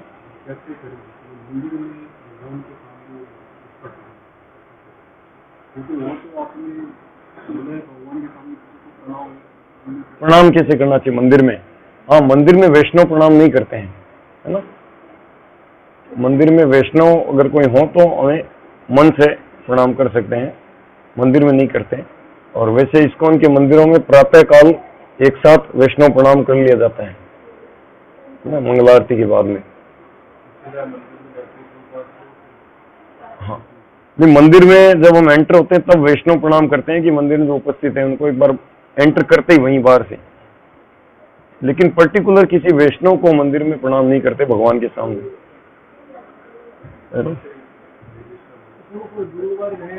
हाँ, अगर गुरुदेव हो तो कर सकते हैं। हाँ, गुरु हो तो कर सकते हैं। हाँ, कर सकते, गुरुदेव को प्रणाम कर सकते हैं।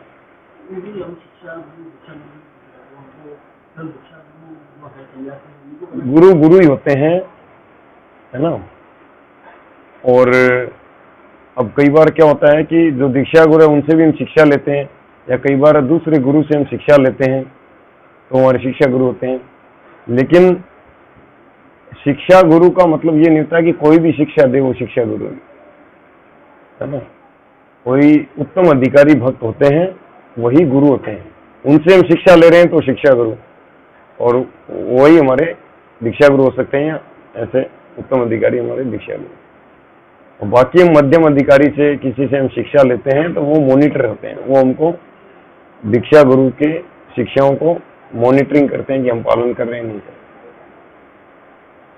रहे। और हमारे इस्कॉन में सभी के शिक्षा गुरु है ना श्रील प्रभुपाद है, ठीक है। और भक्त भी हो सकते हैं, लेकिन वो गुरु के स्तर पर जब कोई भक्त और उनसे हम शिक्षा लें तो वो शिक्षा गुरु।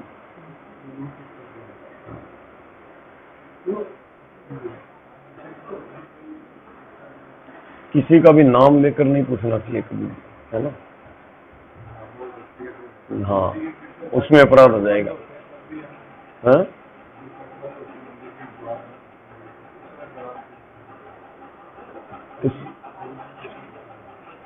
उस समय कैसे प्रणाम नहीं, उस समय भी क्योंकि श्रील प्रभुपाद बैठे होते हैं ना, तो उनके सामने भी हमको गुरु के समक्ष अन्य वैष्णवों को प्रणाम करना भी अपराध होता है।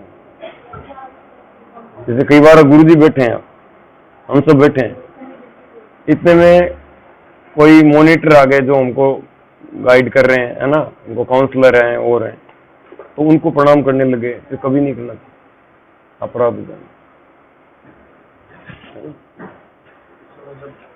या दूसरा कोई वैष्णव आया बराबर का और इधर गुरु जी बैठे हैं, और जैसे हम जनरली बाहर मिलते हैं प्रणाम करते हैं, तो वहां पे भी गुरु जी के सामने प्रणाम कर रहे नहीं होता।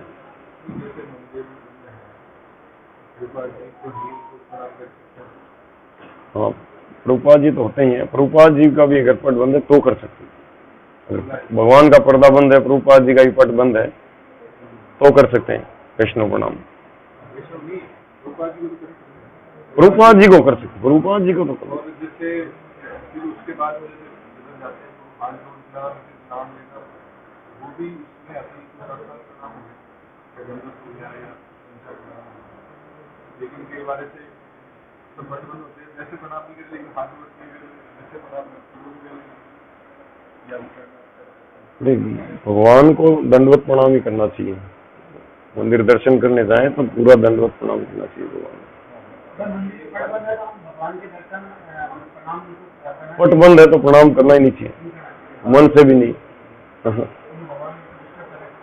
हाँ, भगवान जब भोग पा रहे हो या भगवान जब स्नान कर रहे हो, है ना, या शयन कर रहे हो, तो उस समय प्रणाम नहीं करते, परिक्रमा नहीं करते।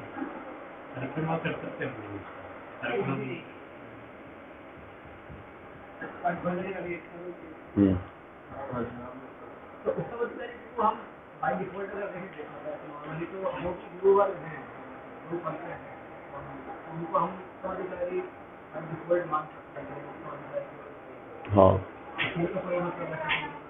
हाँ, क्योंकि गुरु पद पर होने का मतलब ये कि उत्तम अधिकारी होंगे तभी गुरु पद पर होंगे, है ना। गुरु पद का मतलब जो दीक्षा दे रहे हैं, दीक्षा नहीं दे रहे, लेकिन गुरु पद में गुरु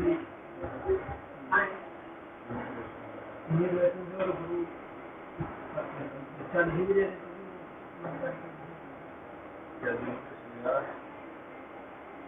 कुछ पता नहीं चलता कभी कभी, क्योंकि शुद्ध भक्ति किसके हृदय में कितनी है। कोई हो सकता है कि ऐसे गृहस्थ सामान्य सा दिख रहा है एकदम, ऐसे कोई उनको जानता ही नहीं है और वो बहुत हाई लेवल का भक्त हो।